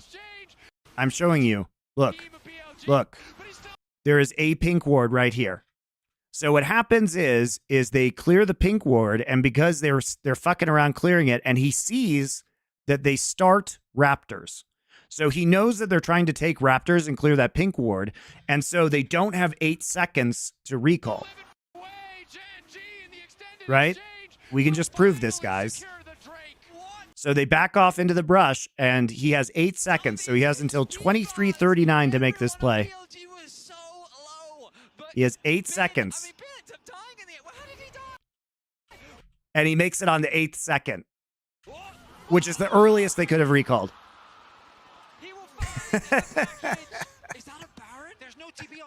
That's so crazy. No, okay, the Baron is a little too risky, but what a crazy sequence of events. For so long, Genji just couldn't find any kills, but it ends up being a dragon secured for Genji. BLG introduced just a little bit of chaos as this starts off looking completely unplayable here for BLG. On's almost dead. Keen's on a flank. It's a good play, but everyone was low and he wanted to burn package, so it's ready for next Drake. Yeah, but he also gets Baron out of it. Not many players are going to make that play, dude. How many more Corki players are just going to burn package on a wave right there? Hmm? Most people just wave clear with it. But crucially, the most important thing about all of this is Chovy just completed Malignant. He has a 3k gold lead overnight, a 3-level lead overnight. This monster in the mid lane is fully online, and BLG will have to overcome. Out the vision. Knight has a 3-level deficit. 3 levels! Yeah. So hard, so much base damage is being lost, sitting on the same level as BLG. If Chovy mid into the game. This is the time it is truly terrifying to play against Gen G. Their discipline around the map. Knight with 1 item. He's got 2. He's got Crypt Bloom now. Today and fought fire with fire, and so little cats in the brushes. Is the fact that Paysan lands, I don't Well, I mean, I think you guys are getting a little bit of confirmation bias on the Vex pick. It actually was working pretty well early in the game when they were doing the jungle invades and like picking Canyon off. It's just part of a pick composition, and Gen G has done such a good job of controlling vision. You know, having the TF really helps as well, so you can see any kind of flanks or long-range engages. And like when pick comps don't work, they just don't do anything. First 2 games in so many moments. Kalista in game 3, now the Lucian, Nami in game 4. Lahent's hitting so many bubbles, so many disengages. But they also did overforce it, so yeah, it's bad. Poke coming through, Canyon trying to collapse. Luckily, the empowered blast cone there to take Vex is not good right now. I mean, it sure looks that way. But he was trying to reach 2 years ago into his pocket of tricks. I respect it. I respect it, guys. I respect it. Bin now locked up. Cat's coming over the wall to follow up. Nature looking to grasp, looking to lock down. BLG the wave there to follow as well. Fate's call to get a bit more space, but Gen G forcing BLG. Was Varus banned this game? Varus has not been banned this whole series. On the flank. Keen, he has ult. 10, 8 seconds, 7 seconds. Oh, there's no way. I wanted the Syndra instead of the Vex. Yeah, that's a good point. I wonder why he hasn't been playing Syndra. Hovering around. He gets out. A lot of Syndra's scaling issues have gone away also. TP back in. Look at On's HP though. Syndra feels pretty bad into TF though. The problem is if you play Syndra, you just get TF ulted on and gold carded. Desperation from the side of BLG in front of the home crowd. Anticipation. All right, it's desperation time, but they have Destiny, so they can see exactly what the shenanigans that are going on. Also, just as an aside, Knight's Edge is so trash into TF. Knight's Edge is so trash. Look at this. Elk literally just gets his spell shield blown by TF ult here. It's so trash. A nice response, and now the Baron is being forced. 100% the Hail Mary. They need inspiration. Okay, he's actually able to survive Nothing that. happened. TP back Also, in. Jun just trolls this. Elk trying to vamp back up. He's not in range. He's not in range of IR. Oh, God. I mean, he thought that he'd caught Pays out of position, but a nice response, and now the Baron is being It's forced. 100% the Hail Mary. They need a miracle now. In Chengdu in front of the home crowd. So if you look right here,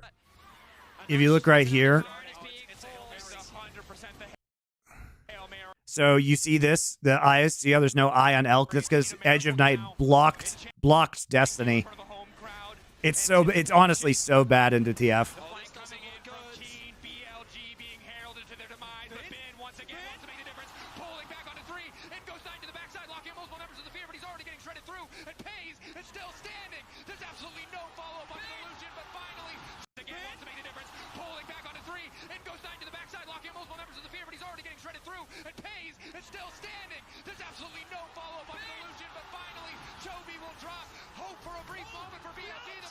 That's a good Renata ult, but it's just too late. It shouldn't be possible, but they're finding the way in the fight. Keen with the gold card will lock up in. Pays is still standing. Navori finished on Lucian, so he has infinite abilities. Elk running for the hills, and Gen G taking the fight. And another wave from Bin, B will drop, pulling back onto 3. It goes 9 to the backside, locking multiple. Patient.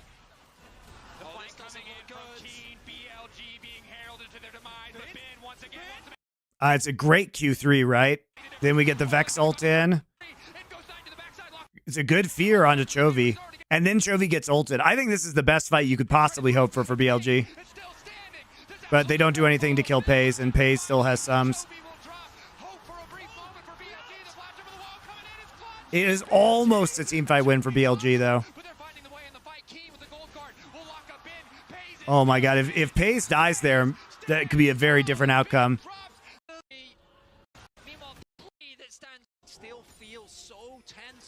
Oh shit, I gotta finish this up.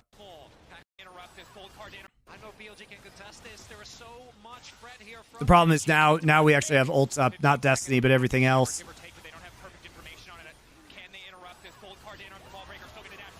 Oh, the collapse on Dejun is too good. They have package. Good ult, though. Good Renata ult.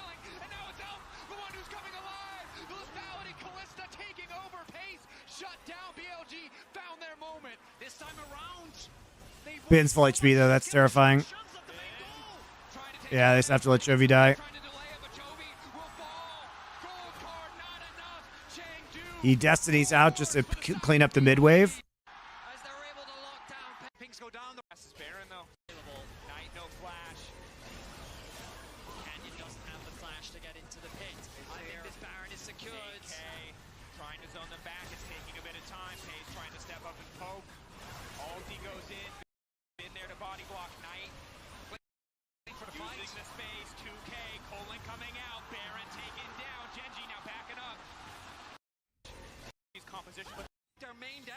So they're trying to just to do this Baron right away.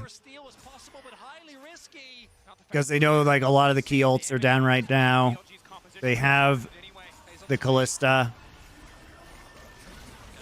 They have big advantages. Chovy's dead. Chovy no TP.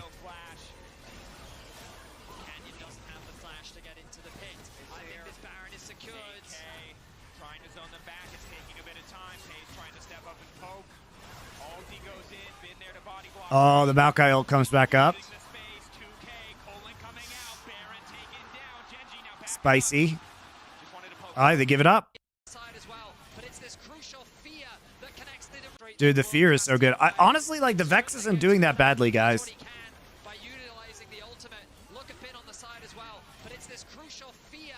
Look at that. The fear actually pushes the Lucian into the Renata ult and gets the kill.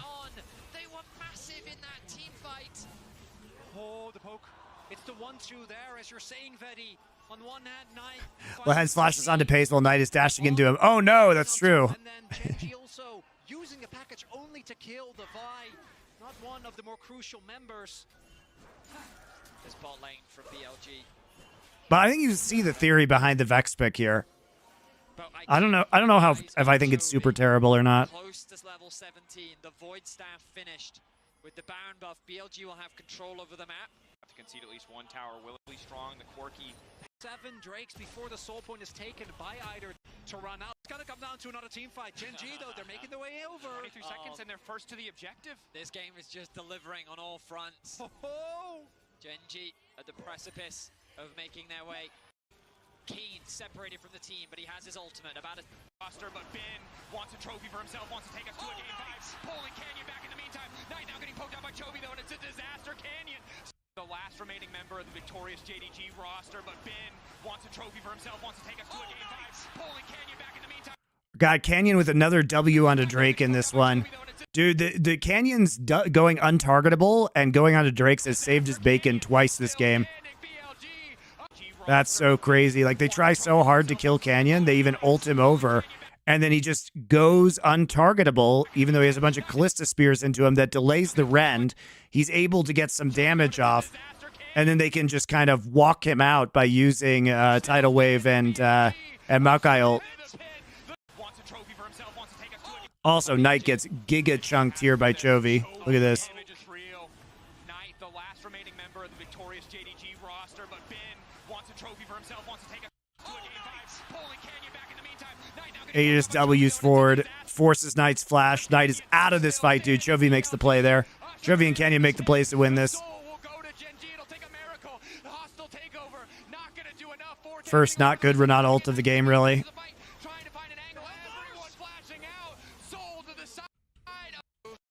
as he forced Knight fight back to Much shred available, and again, And Chemtech Soul is actually kind of good here because Genji might be low because basically, you know, BLG's trying to burst them. So there might be opportunities here for Chemtech Soul to have value. Also, Nami with Chemtech Soul, lucky that they're able to get out there in the first place. Elk in not too bad. particular, gets Or with 4 such Chemtech a Drakes. cooldown, no longer available to them. You see him get to the Position of BLG relies on bursting down a member. You're definitely right. It's so effective at mitigating burst. The extra resistances you get when you're below 50% just offer so much value. Even there's a Knight's Vow, there's a Locket, they have so many luxury item per. So effective at mitigating burst. You don't know how to feel about Corki doing that stuff? Well, Corki is 2 levels ahead, and he has 100 CS advantage. 50% just offers so much. We get one more shot, Like, one more extra team fight. A lot of champions are going to look busted when they have giant leads. Made that happen, I think, second place, and we saw it in that last maybe The map and double GA. Poke has to land here, particularly on. I mean, here we go. It's a 38-minute mid lane champion. Like, whatever. Focusing on the objective, package is there. I mean, you guys are forgetting how nasty it looked with Malignant's Eclipse. This is nothing. Shun looking to lock down Chovy, immediately going to ult, defaulting now going to take it back to pack. In the pit, focusing on the objective, package is there, getting shredded. Shun. Oh, Jun didn't try. He didn't try an ult to Corki with package, did he? Looking to lock down. He's unstoppable when he's in package. Immediately gonna ult, defaulting now He's unstoppable. Oh, he trolled. Genji, He trolled. still up in the meantime, but Genji find the advantage. One member already down, Shun out of the equation. Whoops. Knight going gold, and Genji He against forgot. their angle, the Baron He forgot that Corki is unstoppable in package. running, they're desperately trying to He kill forgot. Chovy. And now it is a story. It's been so many times in this series. It has been versus the world. Elk and On doing their best to support, but Chovy getting chunked out. The spears are still lethal from the side of Elk, but the rocket is there. The big one for Chovy. Okay, RFC proc. Let's go. Gold card. All right, they're dead. Game's over. BLG crumbling in the face of the Baron. Genji discipline in the fight. BLG. Wow, Bin actually really the hero of that game. Don't want to risk it. TP on Knight, TP on Bin. They're just gonna go for Baron. Oh, they're not even pushing it. They're playing so cautiously. But he's able to create enough space, and then the fight just becomes They just remove Knight from the equation to force absolutely everything from him, sort of unsung hero of and this they force the bailout. He's dished out so much damage in the fight. They get Lehens, but who cares? What he can, but it is not enough to win the fight for BLG. Bin also throwing a lot of resources, does kill Lahens, but pay him as able to stay away Well, we're just from in another fight again. trying to kill the AD carry. But they got Yeah, this game was actually pretty over, but Bin is being a hero. thrown at him as Bin again trying to make the difference. The pullback there. Bubble good from the side. 5,000 HP Cassante. For the disengaged Shun. Very fun. Jointed. Knight can go flash What is onto Jin him, doing, dude? thrown at him as Bin again trying to make the difference. The pullback there. Bubble good from the side. Dude, Pays does not respect the Vial whatsoever. He literally just like, fine, Vial me. Disjointed. Because Jun's coming in, but they Maokai ult.